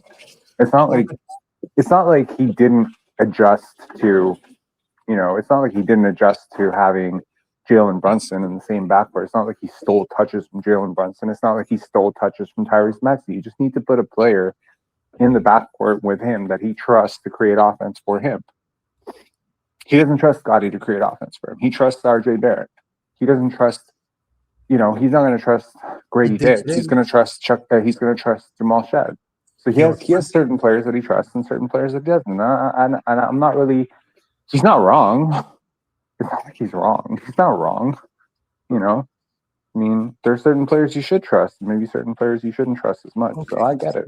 Would you say he trusted Scottie today? I mean, Scottie had 11 assists. Yeah, Scott, I and he mean, scored 40 points. Yeah, I mean, He's yeah. not scoring 40 Scottie got a lot of points. connective assists today. Scottie wasn't like exactly like initiating the offense for the Yes, Raptors today, so but I think it kind of came down to that a little bit. IQ's not scoring 40 on the ball. It's not happening. I think the whole thing is the Raptors play best when they play with pace, and Scottie is the best driver of pace on this team. Like he and RJ drive like rapid pace for this team, which is also ironically why I would not really mind trading for Jonathan Kuminga, because I think Kuminga could be unlocked with a little bit more pace. Like I don't think the gap between Jonathan Kuminga and Jalen Johnson is huge, especially like when you consider like they're both shaky shooters, or at least Johnson was a shaky shooter before this year. They're both like really good transition athletes, great downhill drivers. I think Kuminga might even have a little bit more in terms of half court creation, like that he could do. Yeah, I think he's a better isolation scorer too. Yeah, like he kind of, I don't know. Like I mean, part of me is like, would he and Brandon Ingram be a little bit too redundant? But it's like if we've been able to accommodate Ingram, it's just like I'm looking at like how much the zone defense has stopped the Raptors. And I'm just like, you wouldn't be able to do that to Jonathan Kuminga because he would slice right through it. So I don't know. I mean, he's not a great shooter. I remember when IQ was out, we had like 4 non-shooters and like BI in certain lineups. It would be like Scottie and Shed and CMB, and it was like, oh my god, Ochai, and you're just like, do you remember that game we were losing, and then it was the overtime game against the Clippers, and Darko finally took out Ochai and CMB and brought in Grady and Mamu, and I'm like, it might be too late, bro. We can't score. Yeah, there's zero spacing, and I don't know if Kuminga helps with that, because today he was throwing up bricks from the perimeter at least. Yeah. But I mean, does he help any less than some of your non-shooters right now? Like, I think if nothing else, he makes your okay shooters much better shooters if he's willing to buy in, And I think so much of the interplay between shooting comes down to shooting, driving, passing. So it's like the quality of shots that an AJ Lawson, like Lawson's not a good 3-point shooter. Martin's not a good 3-point shooter. Kuminga's not a good 3-point shooter. Scottie's not a great 3-point shooter either. So it's like RJ's not a good 3-point shooter, but it's like the quality of threes that you could get in those situations, I think, goes up if you have a player who can consistently get paint touches like Kuminga. Okay, so you don't believe Austin Reeves and IQ was like too much overlap? They can play together. What about RJ and Kuminga? You think they can both coexist, or you just too much? That might be harder. So it's like you're picking one, because Kuminga gives you a better base, like skeleton in terms of like switchability and defense, whereas RJ is just a way smarter player and currently the better shooter. So it's like you're swapping. You're also getting a lot of, I would call it like secondary creation from RJ as a playmaker. He's so much better than Kuminga. But I think I'm like Kuminga's looking at the same age, like Kuminga's better at the same age. And we don't know what Kuminga would look like with a coach that believes in him and in a more relaxed environment. Where but there's a lot of overlaps. There's a lot of overlaps between how the Raptors want to play basketball and how the Warriors play basketball. Still a lot of pitch ahead, still a lot of off-ball screening action, still a lot of ball movement. And you remember in 2015 when the Warriors came out with Steve Kerr and said they wanted to lead the league in passes.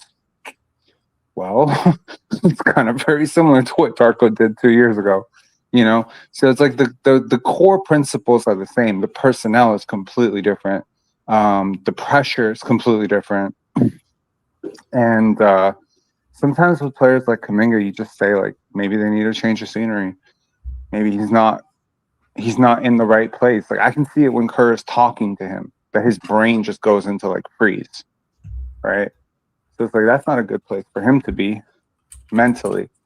And there's just a part of me that just trusts that he would be a better player. I could be wrong.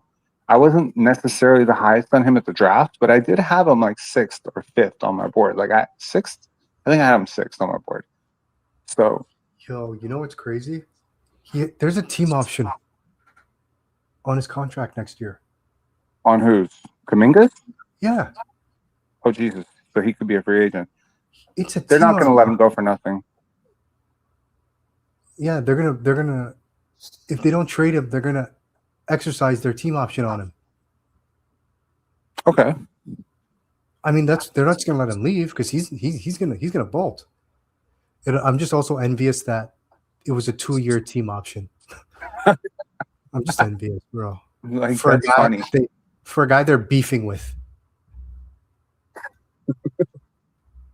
Well, maybe that's why he got the team option because he couldn't get the player option if they're beefing with him. Okay, for real, like I've been waiting for this modem to restart. I've restarted it 5 times. I waited the 30 seconds.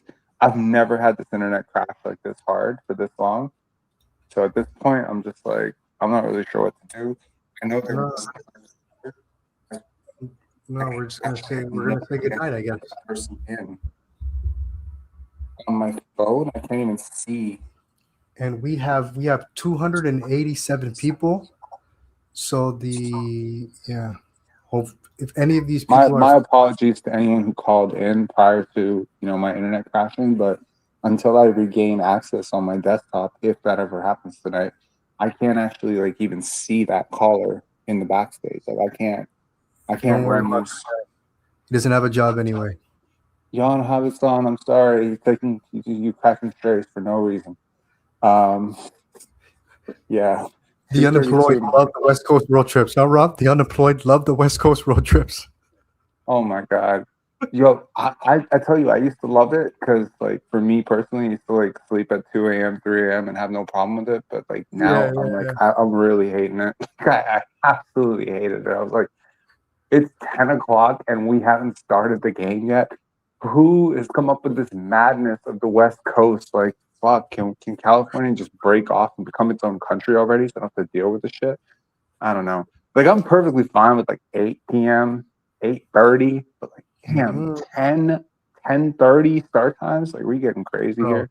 That guy on EI who wakes up at like 7 is like, oh my God. The Raptors game is on in like 10 minutes. But now he's living his best life. You say PEI? EI. Oh, employment insurance. Yeah. Oh, man.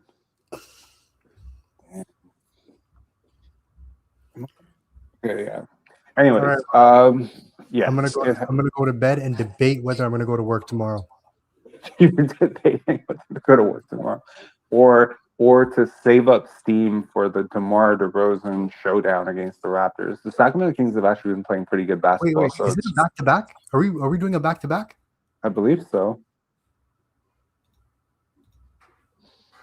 I have no way of confirming this right now because I can't slide away from this. It is a back-to-back. Another game at 10 o'clock. Another game at 10 p.m. Another victory for the unemployed. Damn. The unemployed, I empathize with all of you. I don't have a normal job either. So, shout outs to my unemployed people. But yeah. I haven't, like, it's funny. I was asking Mars on the panel today. I'm like, you ever win employee of the month? He's like, I've never been employed. I'm like, my God, we streamers really do have weird lives. This is the biggest flex, huh? That is, it's a weird flex for sure. It is a flex though.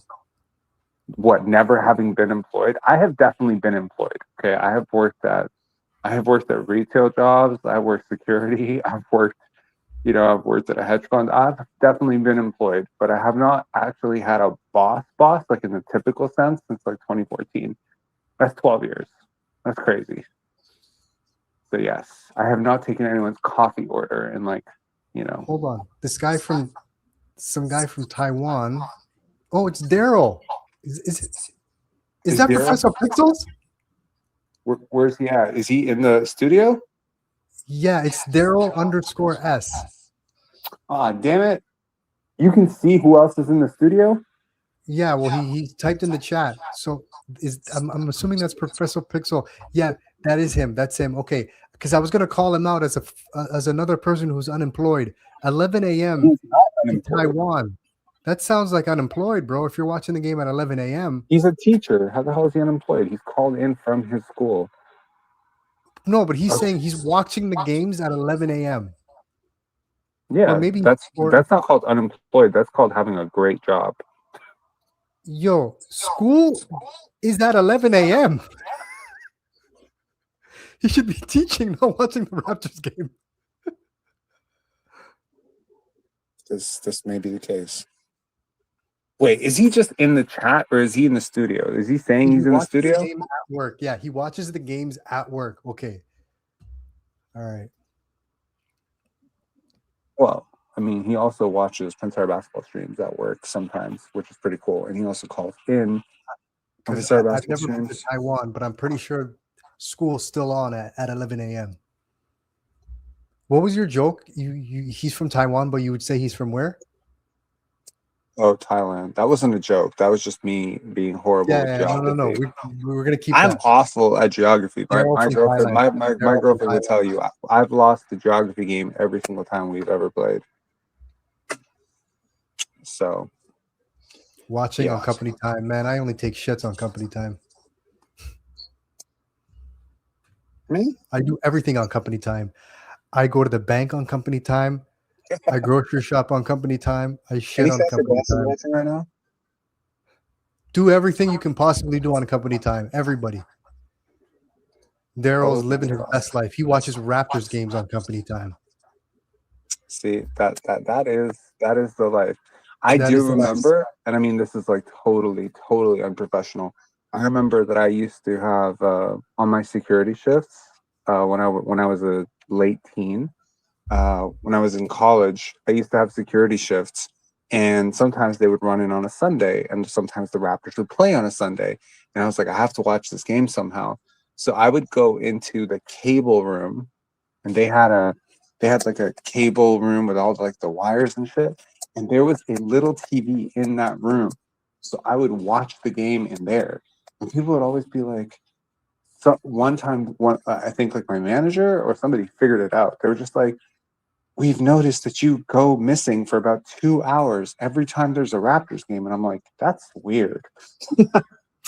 What a coincidence. So weird. I don't even like basketball. Yeah. I don't even like basketball. Yeah. Raptors, what's that? Yeah. Like spontaneously, every time there's a Raptors game, there's a crime to investigate. But company time. Yeah, man. I get haircuts on company time.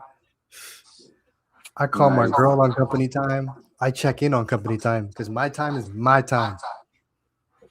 Okay, Scottie Pippen, I get it. You rehab on company time. I get it. Yes, on company time. That's basically it. Yeah.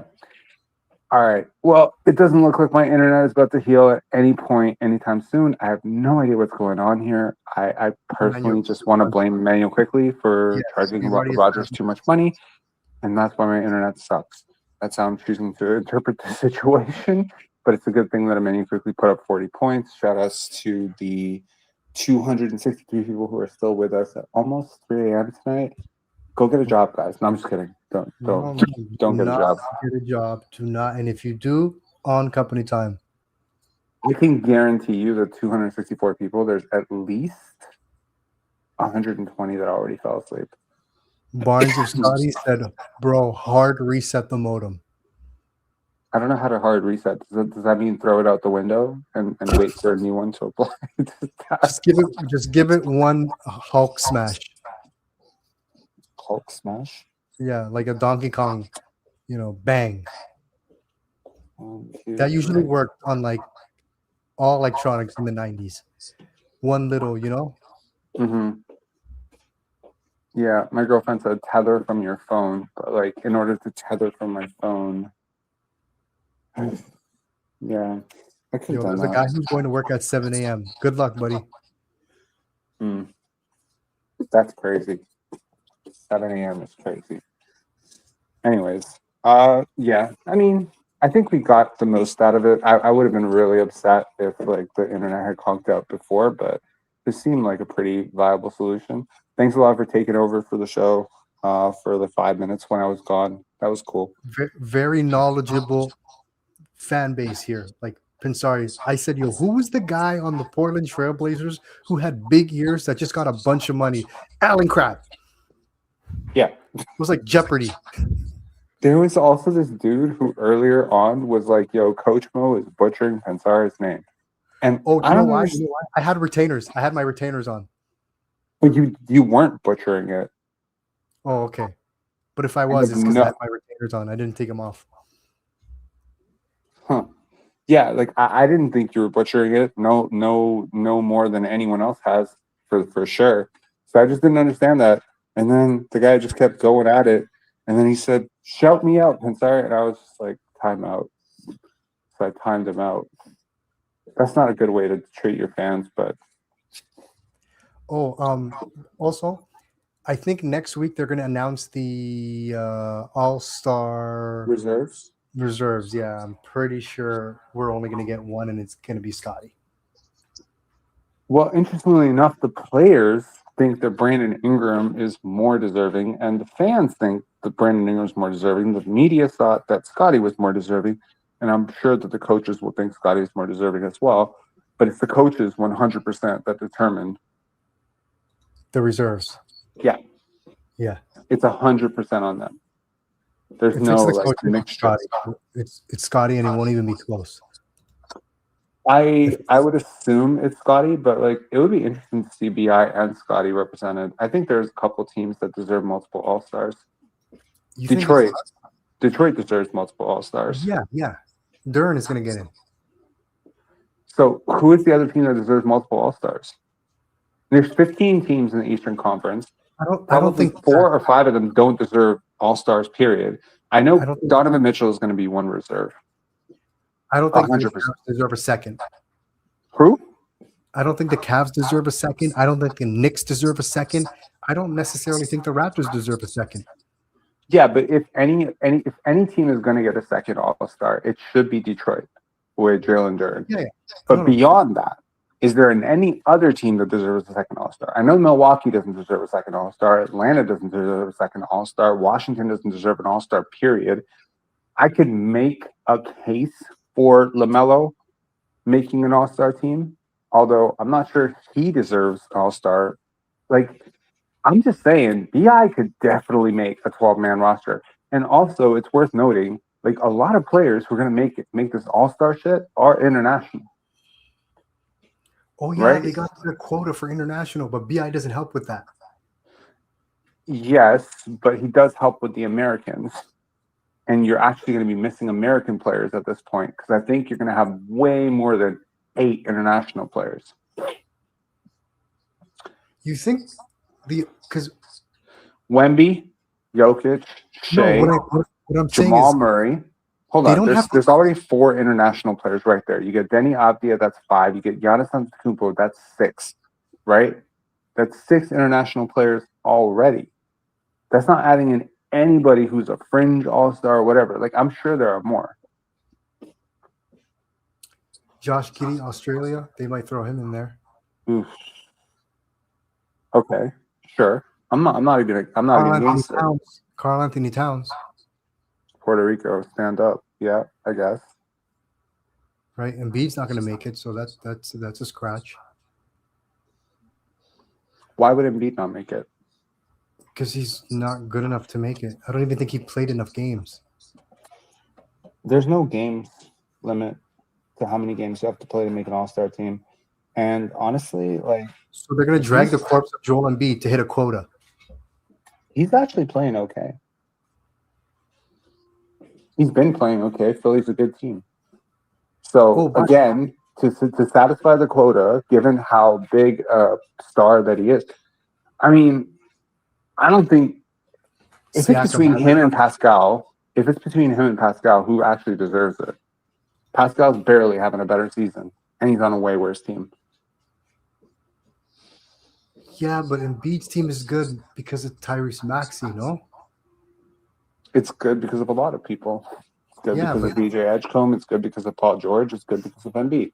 It's not like Tyrese Maxey's a one-man show. He's already starting. I'm just saying, like, if there is a quota that Adam Silver needs to fill out, I can make a case that Embiid's been a top 8 international player this year. okay.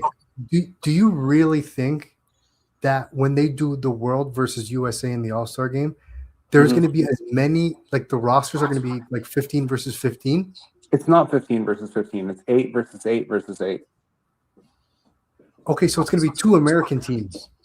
Yeah. Versus 1 world team. Yeah. Okay, that makes sense. Because I thought they were going to try to make it 2 15 teams, and I'm like, you're going to be really stretching thin on that world team, you know? I know. If that was the But case. there's a couple players who probably qualify as hybrids. So, for instance, like, I mean, if you had too many too many international players, you could easily shuffle a player like Shea over to the North American team. You know what I mean? Like, it wouldn't be conventional. But conversely, if you didn't have enough international players, you could do what you did with Anthony Towns, Amen Thompson.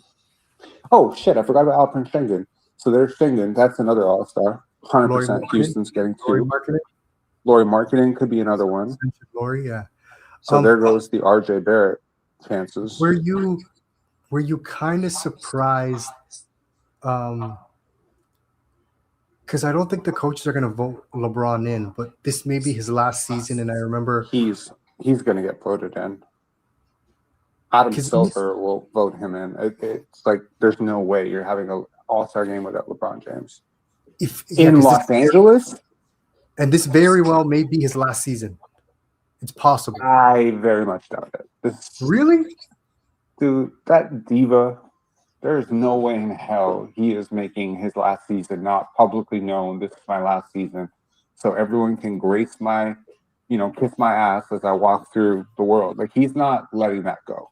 It would be the most unforeseen thing. Like, LeBron is not a fade into the background type of character. No, I understand that. I'm not saying that for sure this is his last season, but he can get injured, and this is his last season. Oh yeah, but that could be the realm of possibility. This is his last year. That could be anyone, though. Yeah, no, I'm saying, but he's in. Brandon Ingram could. This could be Brandon Ingram's last season.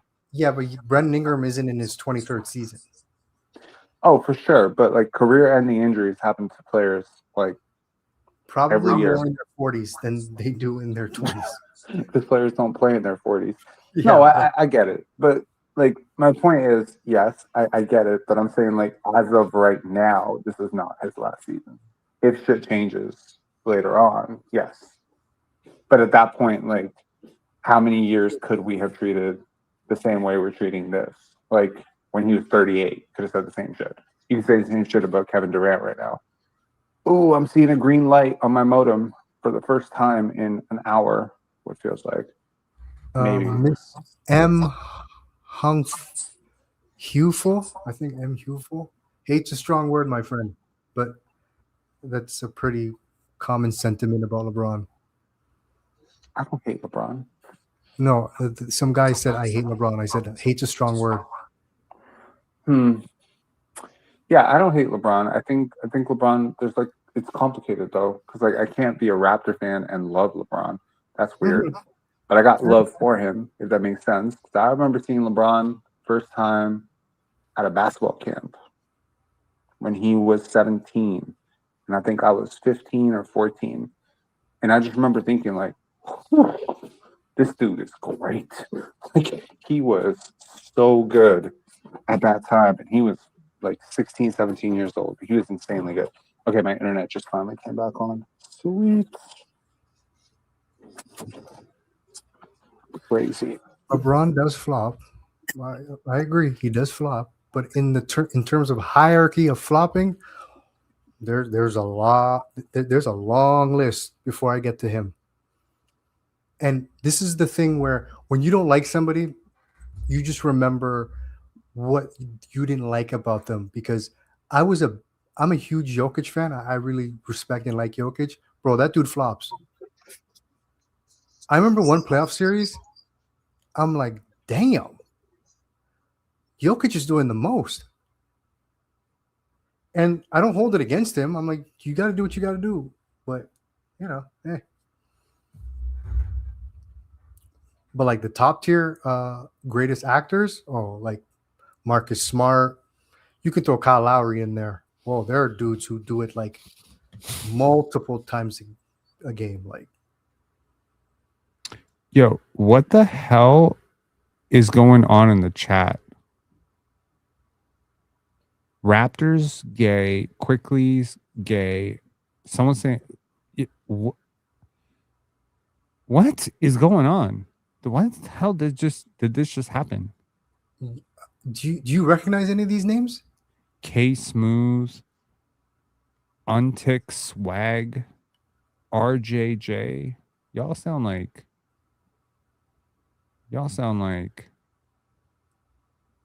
weirdos. But yeah, But you know what? It's our fault. We said unemployed too often. they came And through. we have abs. Someone said Kendrick Lamar. Wow, we just outing everybody, huh? That may have been Drake.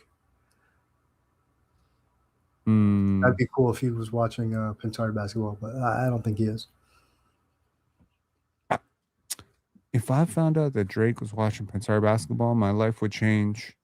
Not at all. I mean, from what you've told us, the amount of people you found out watch you or looked at one of your posts or something, you were probably floored. Yeah, but those were people that I actually respected and really liked. There is a big difference. I mean, there's a handful of Drake songs you love. Headlines and that last one that he had. Come on, Rob. No, I'm not kidding. What's the last one that he had? Fuck, man. No. I'm not current on Drake music. What was it called? What did I miss?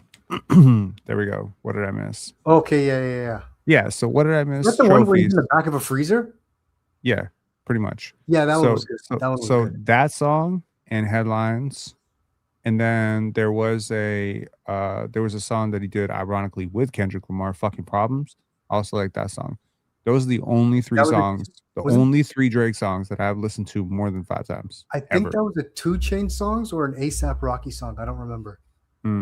Wait. I lied. There's another one. There's one with what's that song where he's out, and it's like the video is like he's like trying to get his girlfriend's attention, but her mom is home, and he trying to throw like rocks at the window or some shit like that.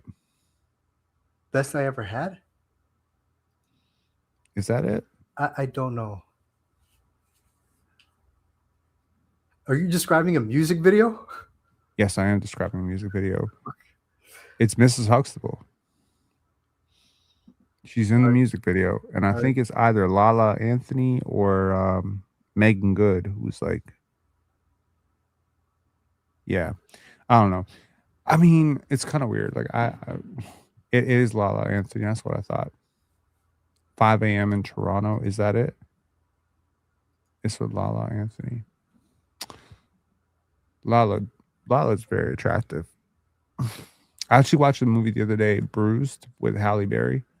It's a really good movie, man. It's not original or nothing, but like it's cool. Yeah, it's 2020. She directed it. Wow. And she acted in it. She's a boxer. She's an MMA fighter who's like washed up. Apparently, she went 10-0, and she really committed herself to that role. And she did a great job directing it. It's like a very compelling story. There's like a very there's a child actor in it who's supposed to be her son, who did a great job just pretty much acting without words the entire movie. It's really good, man. It was a good film. And then I watched this movie with the woman from the original 28 Days Later, the British black woman. I'm forgetting her name right now, but she is great too. and it's a film called Black and Blue, and it's about this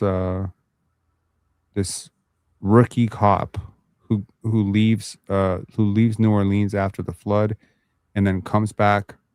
Um, she comes back, and she becomes a cop, and she witnesses a crime that one of her superiors commits, and then she has to like track the whole.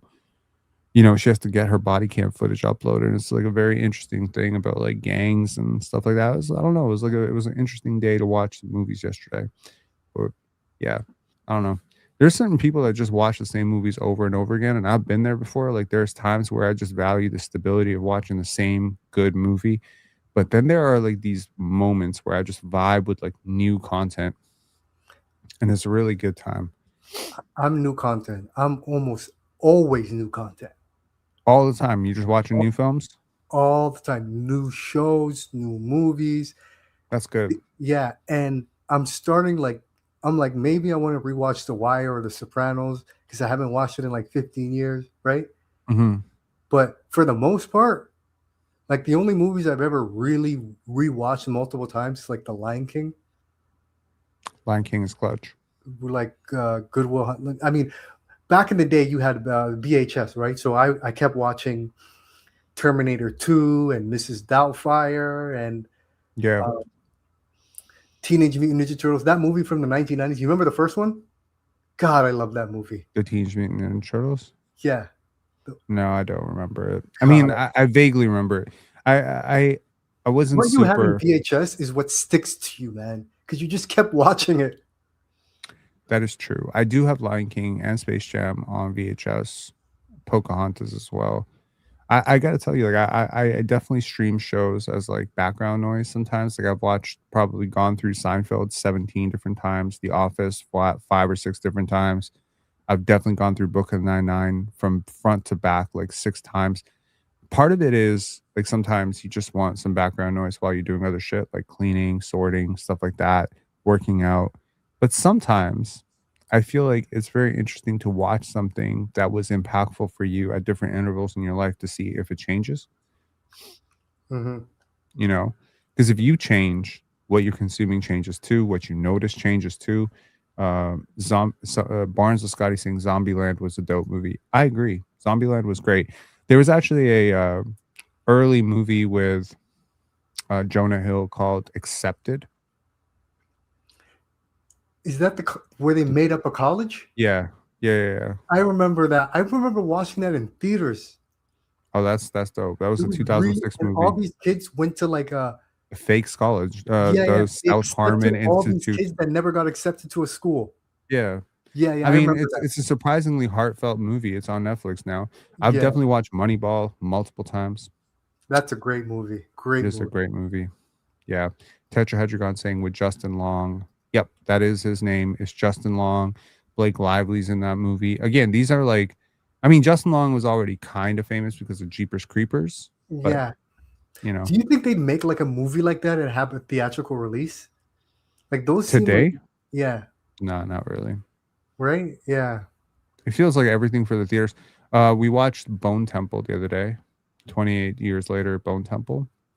Are you noticing because I've heard people complaining about how modern movies, especially straight to streaming services, Mhm. movies that go straight to like Netflix, they're worried about people being on their phones when they watch, so they just keep reiterating the plot. They leave nothing for the audience to discover because Yeah. the audience isn't even paying attention. So the dialogue is so straightforward and in your face. Have you run into that? Yep. It's 100% true. I think it's something called like the 2 screen rule where content has to be created to be consumed while viewing a second screen occasionally. So you can't introduce a plot point through, say, for instance, a visual cue that someone could miss. You have to sharpen it. So you have to draw musical attention to it. You have to reiterate it. You might have to do a flashback to it just in case the person missed it the first time around. And I think like this attention deficit is coming through in the theaters because obviously when you go to the theaters, you're actively advised not to turn on your phone. The other day we were in the theater. and there was this dumbass in front of me who turned on his phone 4 times. Now, in a totally dark room, when someone, turns on their phone, you can clearly see it light up, right? And lights up in front of your fucking face. And then this dumbass, like, he types in his fucking password, which I still remember, right? 6952, you dumb fuck. And he types in his password and he starts scrolling around on his phone, right? And just like he's flipping through, and he's got like a black interface, so it's not super bright in your face. And then he puts it away, and then like a fucking zombie, he turns it back on again just to see if something else might have happened. And while he's browsing it, someone calls him. Now I'm thinking, okay, at this point, he's probably going to step out of the theater, which is good. But he doesn't do that. He takes the call in the theater, man. And he thought he was being fucking slick because he's just like, oh, blah, blah, blah. Now here's a problem. Sometimes video games can feel like reality. I have just been playing GTA 4 and I have been playing Red Dead Redemption. So my first thought was not a sane thought. My first thought was, I wish I had a gun right now. I might shoot him. My second thought was, I wonder if I had a horse. Maybe they could kick him. My third thought was, if I shot him in the theater, would I get 2 stars or 3 stars? Right? Not 3. For sure, not 3. It's just 1 star. I can evade the 1 star. So I By the way, I was watching something, a short on YouTube, the 10 most the best-selling video games in PS2 history, and PS2 is the #1 selling console of all time, which is probably going to be beat by the Switch. mm-hmm. There were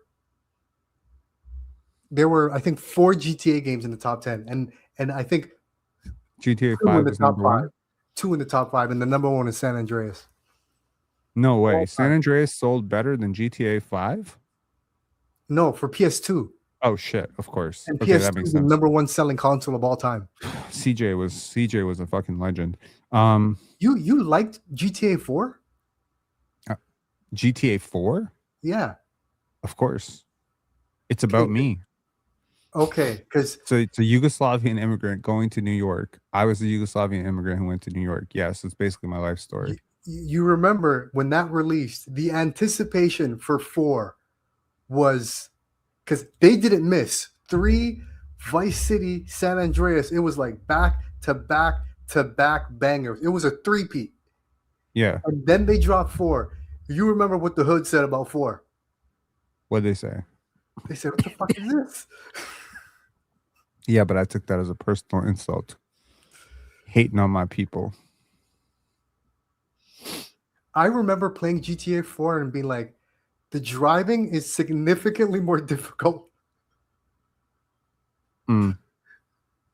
And it was like, yeah, 5 is better than 4, but I thought 4 they hated on 4 a little too hard. Because it wasn't San Andreas, and it was the first one on another console. Right? Mm-hmm. 4 was the first one on PS3, so nostalgia hits hard, It does. The euphoria physics of GTA 4, like, they have to be appreciated. Like, the way the cars handle is very realistic. People may not like it. Yes, I complained that it was too realistic compared to the previous game, right? You think it's too realistic? I mean, it's a video game. I don't need it. And by the way, this is when I wasn't driving. We were young. I'm like, dude, I don't have a fucking G2.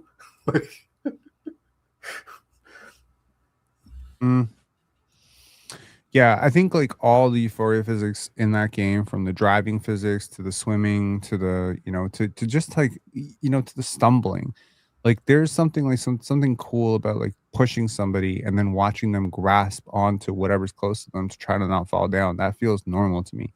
It's actually very unimmersive when I push somebody and they just flop over like they're a piece of paper. That's weird to me. So I don't know. Like, I think there's a learning curve to it, and it was right around that time when people were becoming increasingly lazy and wanting to be spoon-fed everything. I think GTA 4.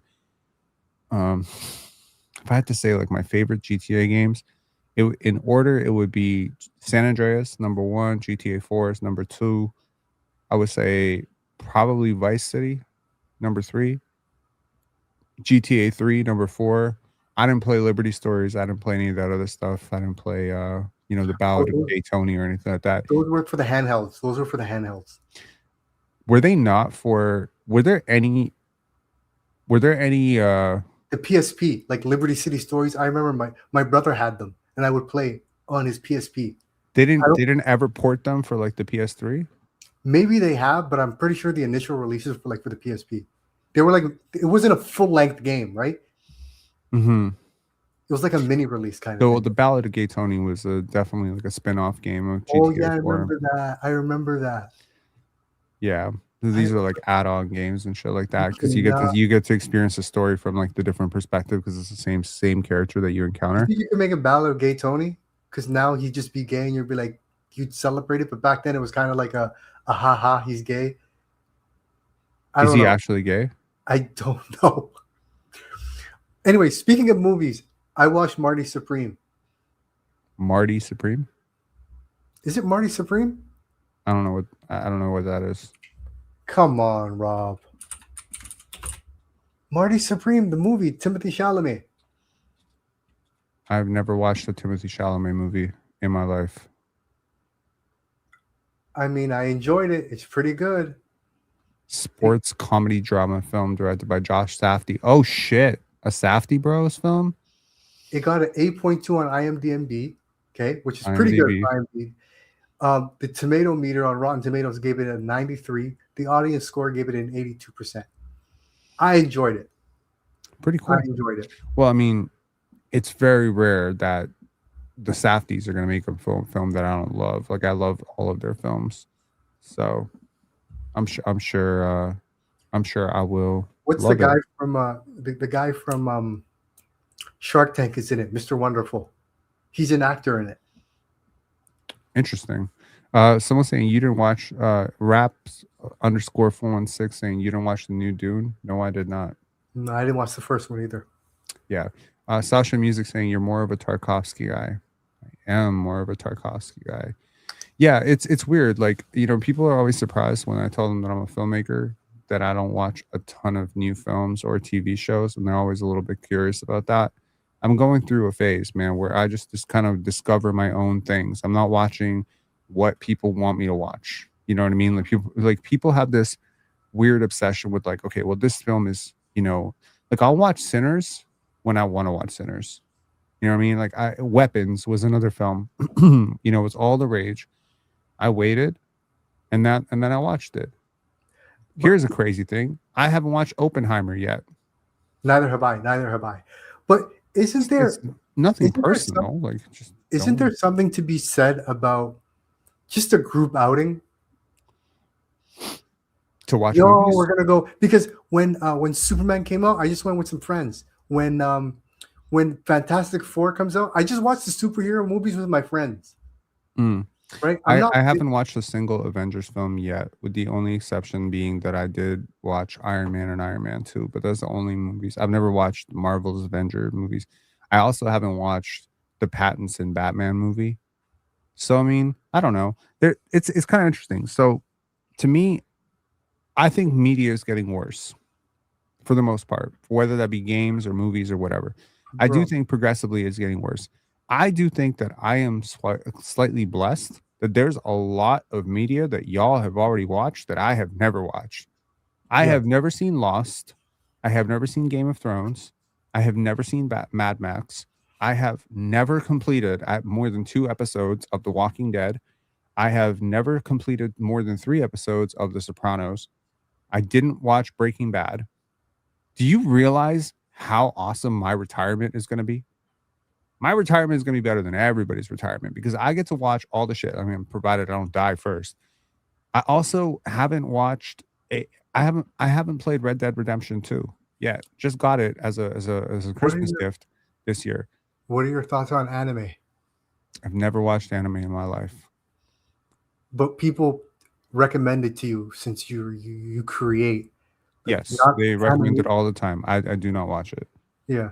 I've never watched it. I have also never watched Dragon Ball Z. I've never watched a single episode of Dragon Ball Z. I've never watched anything Pokemon related. There's a lot of shit that I missed. I mean, partially it's like people like a lot of people when they find out that I watch films from like, 25, 30 different countries, they're always a little bit shocked. They're like, "Wow, I can't believe he knows about Iranian cinema and French cinema and Hindi cinema." I could probably recite to you like 50 awesome Hindi films. You know But what I mean? but you don't know Goku. I know who Goku is. I mean, I could draw him out for you, but I've never watched an episode of Dragon Ball Z. I mean, like I know about okay, let me reference some characters here. Yeah, name Dragon Ball Z characters, as many as you can. Okay, there is Goku, Mhm. as you said. Is there something Mashita? Something like that? It's that vegetable spice. A vegetable spice. Yeah, it's like this vegetable seasoning thing people have. Vegeta. Okay, I was close. Yeah. What the fuck did I say? Did I say Majita? Yeah, something Jita. Okay. The green guy, the aura farmer. I don't know. Piccolo, does that sound familiar? Piccolo? Yes, Piccolo does sound. But Gohan? Yes, Goku's son.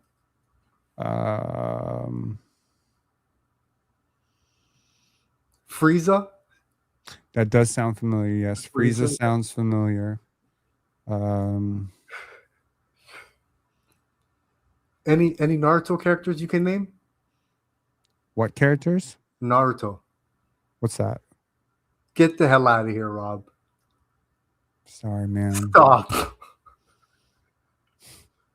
Is that a different brand of anime? Okay. Forget naming anime characters within animes. Just name animes.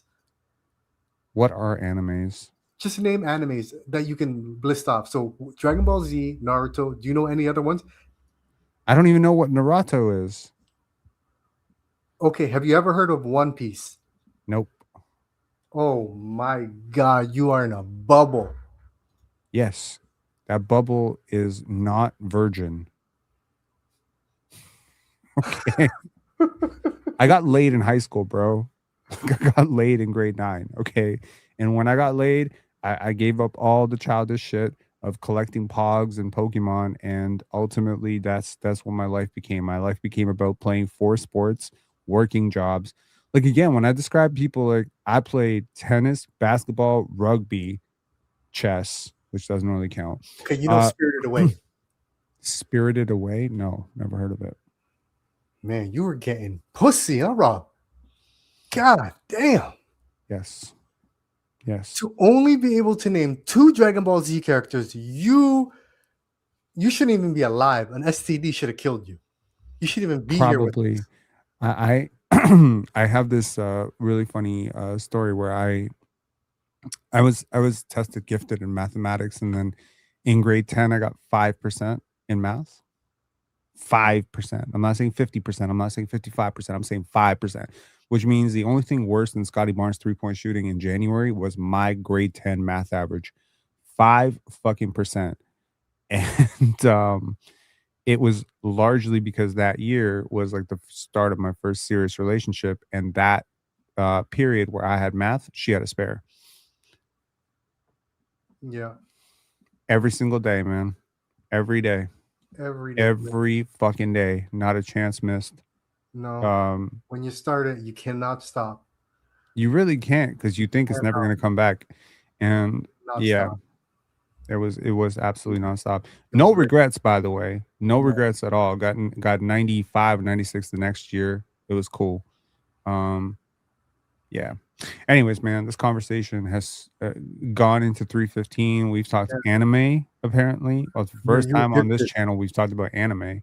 Fuck. You were gifted in Punani. That's what you were gifted in. We talked anime, we talked Punani, we talked, we talked a lot of stuff. You know the movie The Wood? The Wood? No. A black film? No? Okay. The Woods? It's a black film and I don't know it? That's shocking. Hold on. What was it called? The Wood. Yes, The Wood. Yeah. Oh, yeah. The Wood. Yeah. Great movie. Fucking great movie. Oh, this film. Do No, you I remember? never watched it. I never watched it. Okay, because it's like it's a guy on his wedding day, and then it's three best friends, and it's one of their wedding day, and then they have flashbacks of their childhood. So the movie is mostly set in the past as a flashback, but the present is this guy having second thoughts about his wedding. Wow. It's a great movie. Do you remember those dates where you sit in front of the TV and a movie's just on TV and you don't know where in the movie you're in. You don't know if this is the beginning, middle, near the end, and you just sit there and watch and you're like, God, that was a good movie. I don't even know the name of this movie.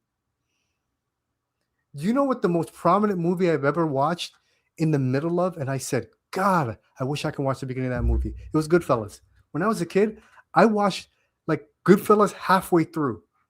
Mm-hmm. And then I was glued to the TV. And I was like, man, I wish I could watch that whole movie from the beginning. Years later, I see Goodfellas and I'm like, that's the movie. That's it. Nobody does that anymore. I mean, you don't have to, obviously. Like, I think I got into like a pattern of repetitive viewing with this film called The Little Princess, which was always on. So like when my mom was working at a department store when I was a kid, we didn't have a babysitter, so she would just sit me in front of the televisions after work, well, during work. So my school went through most of her shift, and then she would use her break to come pick me up, and then she'd bring me back to work. And instead of paying for a babysitter, she would literally just sit me in the TV department and I would watch whatever film is on. Sometimes what was on was Little Princess. Sometimes what was on was Land Before Time. Sometimes what was on was uh, Batman Forever, you know, the Val Kilmer one. Mm-hmm. And it's very interesting, like getting into the habit of just watching whatever was on TV, even if it's the 8th time you're watching Little Princess in a month. And yeah, I think that's what kind of created this repetitiveness in me to some extent, where I was able to watch a film like 14 times and not get bored of it. Like I could watch Man on Fire every day for the rest of my life and probably be okay. They really did have the same things on TV all the time. No, it was like it was just the department store probably had like the right to show like a certain film or a certain thing. So like they were just showing to showcase the quality of the television.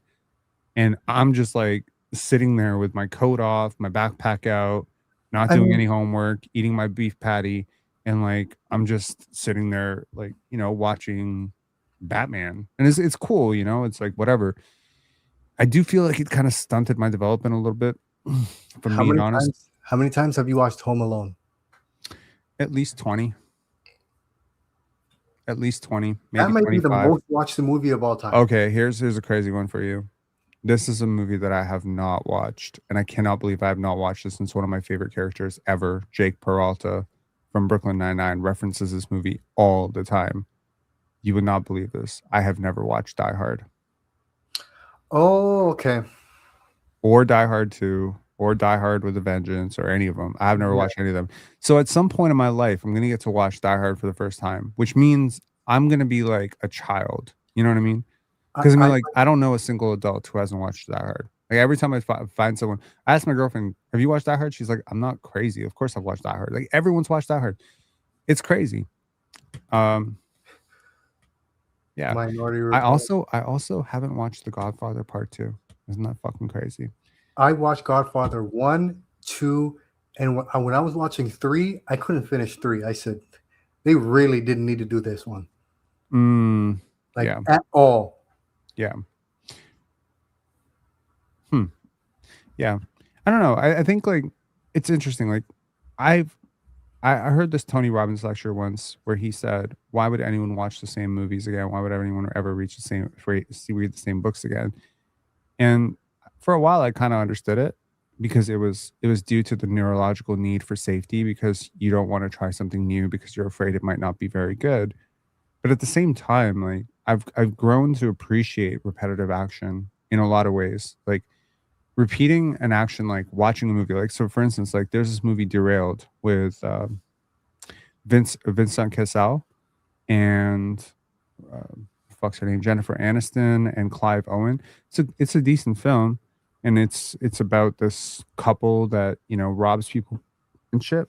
And I remember watching it in like 2006 and thinking this movie is amazing, like amazing, greatest movie ever, so smart. And then I remember watching it again in like 2019 and thinking this movie is so stupid. But so much time had passed between watching it the first time and the second time, it almost felt like I didn't remember the details at all. All I remembered was a vague reflection of it, as in, like, I watched it and I liked it. But now watching it or not liking it was interesting because I could reflect on my notes that I made the first time. Because oftentimes when I watch movies, I also make notes to myself about what I liked and didn't like about the movie. And it's so interesting how different versions of me have picked up different notes in films. And that's when I start identifying movies that I've liked always, movies that have stood the test of time, stood the test of scrutiny. Like, think about, like, who I'm describing in 2005 is a high school kid who's worried that he's going to end up in prison. By 2011, 2012, I'm describing a kid who's getting into high finance and is becoming a young adult. And by 2015, I'm talking about a filmmaker who's on the verge of starting a film festival. And by 2020, I'm talking about a basketball podcaster. These aren't necessarily the same people. So when there is a film that I love through all those iterations of me, that's when I know that that film has hit something about me that remains unchanged through all the superficial changes. And that's probably what, like, it gives me like the self-discovery, if you know what I mean. Does that make sense? Yeah. Like, if this thing stays consistent, if my appreciation for this film stays consistent, that means this film is hitting something in me that is consistent, right? Because even like films that I really loved as a kid, like Deep Blue Sea, I find quite tedious and boring now, right? It's enjoyable to some extent, but it's not riveting. It's not, ooh, wow. Mhm. So it's either due to expanded awareness, expanded knowledge. Maybe it's a little bit breaking the illusion of filmmaking, because now I make films and I understand how things are done and maybe how things could be done, and I'm a better writer today. So there's a lot of that going on too. Do you watch dumb comedies or horror movies? Do you find those like just a waste of time? No, not at all. I don't Oh, discriminate. I don't discriminate at all against genres. Like, some of my favorite films are horror films. I love good horror films for sure. okay. Like The Conjuring. I did like The Conjuring. Uh, yeah, What about Sharknado? I find an appreciation for it. I've never seen it. What You about know, but like, Sharknado 2? What about Sharknado 2? you can ask me about Sharknado 7. Like Cocaine Bear. Like, I think that's funny. Like, there's films like that, like, which I appreciate. For their silliness, slapstick, comedy notes. Like, someone mentioned Zombieland earlier. Like, Zombieland is pretty ridiculous, but I like it. You know, um, Sasha saying The Shining best horror movie of all time. I love Stanley Kubrick films. Those are definitely some of the films that have stood the test of time for me. But yeah, like Batman Begins, Dark Knight, those are two films that have really stood the test of time for me. But I have like renewed appreciation for like the third film in the trilogy, Dark Knight Rises. I didn't like it the first time I watched it. And a film that I've loved every time I've watched it, Pursuit of Happiness. I am such a simpleton. There's something about, like, underdog character perseveres against all odds. So, like, that's the story that I love. No matter how many times I see that story come up, like, if we're talking Man on Fire, down and out drunk, who gets a second lease on life because Dakota Fanning, etc. That's an underdog story of a guy overcoming the odds. Coach Carter, that's the story of underdogs. Remember the Titans. That's the story of underdogs. So it's just like every single time I find like a film which combines Denzel Washington with underdog storylines, or an actor that I like with underdog storylines, I'm usually very, very fanatic about that film. So yeah, now I'm kind of curious, like, psychologically, I'm like trying to broach the idea of like, why is it that I have universally and throughout my entire life always identified with underdog stories? Rocky Balboa, like Rocky 1, Creed, Creed 2, like all of these, Fruitvale Station, like Anytime, man. It's an underdog story. Misunderstood character. Gotta love that story. That's actually why. That's why I bought up Bruised. Jason Bourne. Is that an underdog story? I mean, I'm cool with Bourne. Misunderstood. I mean, he's basically a superhero, bro. Like, okay, so you didn't like The Equalizer? I love The Equalizer, but that's Denzel. See, okay, I love Denzel as well. I thought Jason Bourne movies were better than the Equalizer movie. Now, the Equalizer movies, I love them. I watched all of them in theaters. I couldn't wait. I hope they do an Equalizer 4. Okay. I just thought I really was into Jason Bourne. What? Okay, John Wick. You like the John Wick series? They're all right. Not much of a plot there, right? I mean, it's been done. Like, to me, it's like I would rate it as Equalizer, then Bourne, then Wick. I agree Wick is last. I agree Wick is last in that trio of movies. Yeah. Yeah, I agree. Yeah, I like Matt Damon as an actor a lot, but I've liked him in other roles. Like there's one role where like they all get shrunken down into like miniatures. Yeah. I remember. He's in that. Like that was an Asian woman. He's dating like an Asian woman. Yeah, like he falls in love with an Asian woman when his wife literally abandons him mid-process. That was interesting. I can't remember exactly the name of the film, but I do remember evoking some pretty strong emotions. Obviously, really liked him in Good Will Hunting and some of his earlier roles. I'm actually a really big fan of Ben Affleck, believe it or not. Love The Town. You know who really loves The Town? Joe Mazzulla. Does he? He says he watches that movie like 4 times a week. Oh man, Joe Mazzulla. Joe Mazzulla is now my favorite coach. He says when he goes to the where did the Red Sox play? Fuck. Wherever they play, he says when he goes there, because obviously he's in Boston, he says when he goes to that stadium, he looks for an exit. He looks for the nearest exit because of the movie. I didn't realize that was why he watches it. Is it Finley Park? Hold on. Yeah, I think so. Man, that's a great movie, man. That's a great movie. And one of the greatest quotes in movie history, whose car are we taking? Fenway Park. Fenway Park, yeah. Fenway Park. You remember whose car we taking? Yeah, I do remember that. We actually acted out that scene on Player's Choice a couple of weeks ago. Yeah. Or a couple months ago. Yeah. It's a great film. I'm actually a huge fan of Rebecca Hall as well. So it combined a lot of my favorite actors. So Ben Affleck not only acted in The Town, I believe he also directed it, if I'm not mistaken. And yes, he did direct it. And then also he had another directorial film with his brother, Casey Affleck, Gone Baby Gone. Shit, that film was so good, man. Yeah, to get really Gone Baby Gone and The Town. Now, I'm thinking to myself, okay, now granted, these films have had a really, really instrumental role to play in shaping me as a filmmaker, and I'll probably also as a person, because while maybe not Joe Mazzulla to that extent, I must admit I have probably more in common with Joe Mazzulla in terms of NBA coaches. Like from what I can gather, Joe Mazzulla and I have more in common than me and any other NBA coach. So I'm not surprised to find out that The Town is one of his favorite films at all. Like, we are similar height, we are similar age, and now we have similar movie tastes. Yes.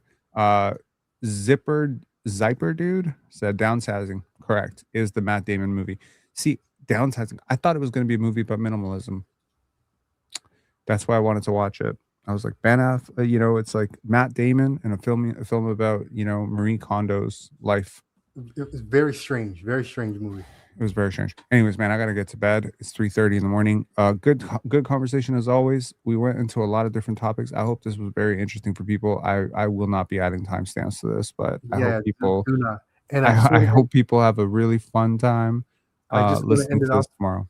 I want to end it off by saying, young Rob that was getting pussy did not care about movies. He cared about one thing: not school, not movies, not basketball. He was focused. I definitely cared about movies. I'm gonna be honest with you. I definitely cared about movies. I went to Blockbuster Video, which sounds like I'm dating myself like I'm 500 years Oh, old. I missed I that went to place. Blockbuster Video every Friday with my paycheck in hand, and I would spend 20 or $40 on as many movies as I could get, and I would buy them because I really believe in like physical content. Like I believe in owning physical content is a big deal to me. And it's interesting because when I got into minimalization, because I didn't want to have like an entire wall of DVDs. So I got into minimalism, sorry, not minimization, minimalism, and ended up throwing away a ton of the jewel cases. So I ended up flattening all the DVD covers into like one folder and then put all of the DVDs, like 280 DVDs that ended up staying, into a big book of DVDs. And now it's just like a little flip book. It's interesting. People are there are people on the internet talking about they want physical mediums back. Yeah, physical Because media was great because it was. now like you own digital rights to like weapons or sinners, but you only own it as long as the company that you bought it from, rented it from, has it. Mhm. Or if you stream, right? Like a lot of people today stream off of streaming services, you only have access to it as long as they are paying for it. So it's almost like the control is out of your hands.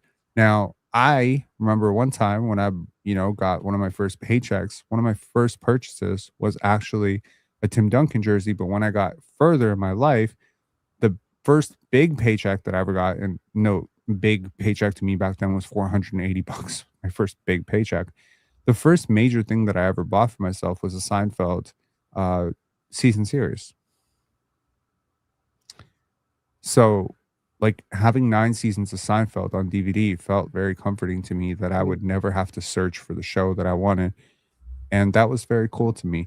So, having physical media is very, very important. I will sometimes end up like really, really wanting to watch a particular film, and then not having access to that film drives me crazy. So, if I love a film, believe me, I own it on Blu-ray. Like I 100% own it on Blu-ray. I made that investment. I'm always looking for like garage sales where like people are throwing away DVDs, Blu-rays, VHS. Dude, I have a VHS of Space Jam with the coin, with the collector coin, you know?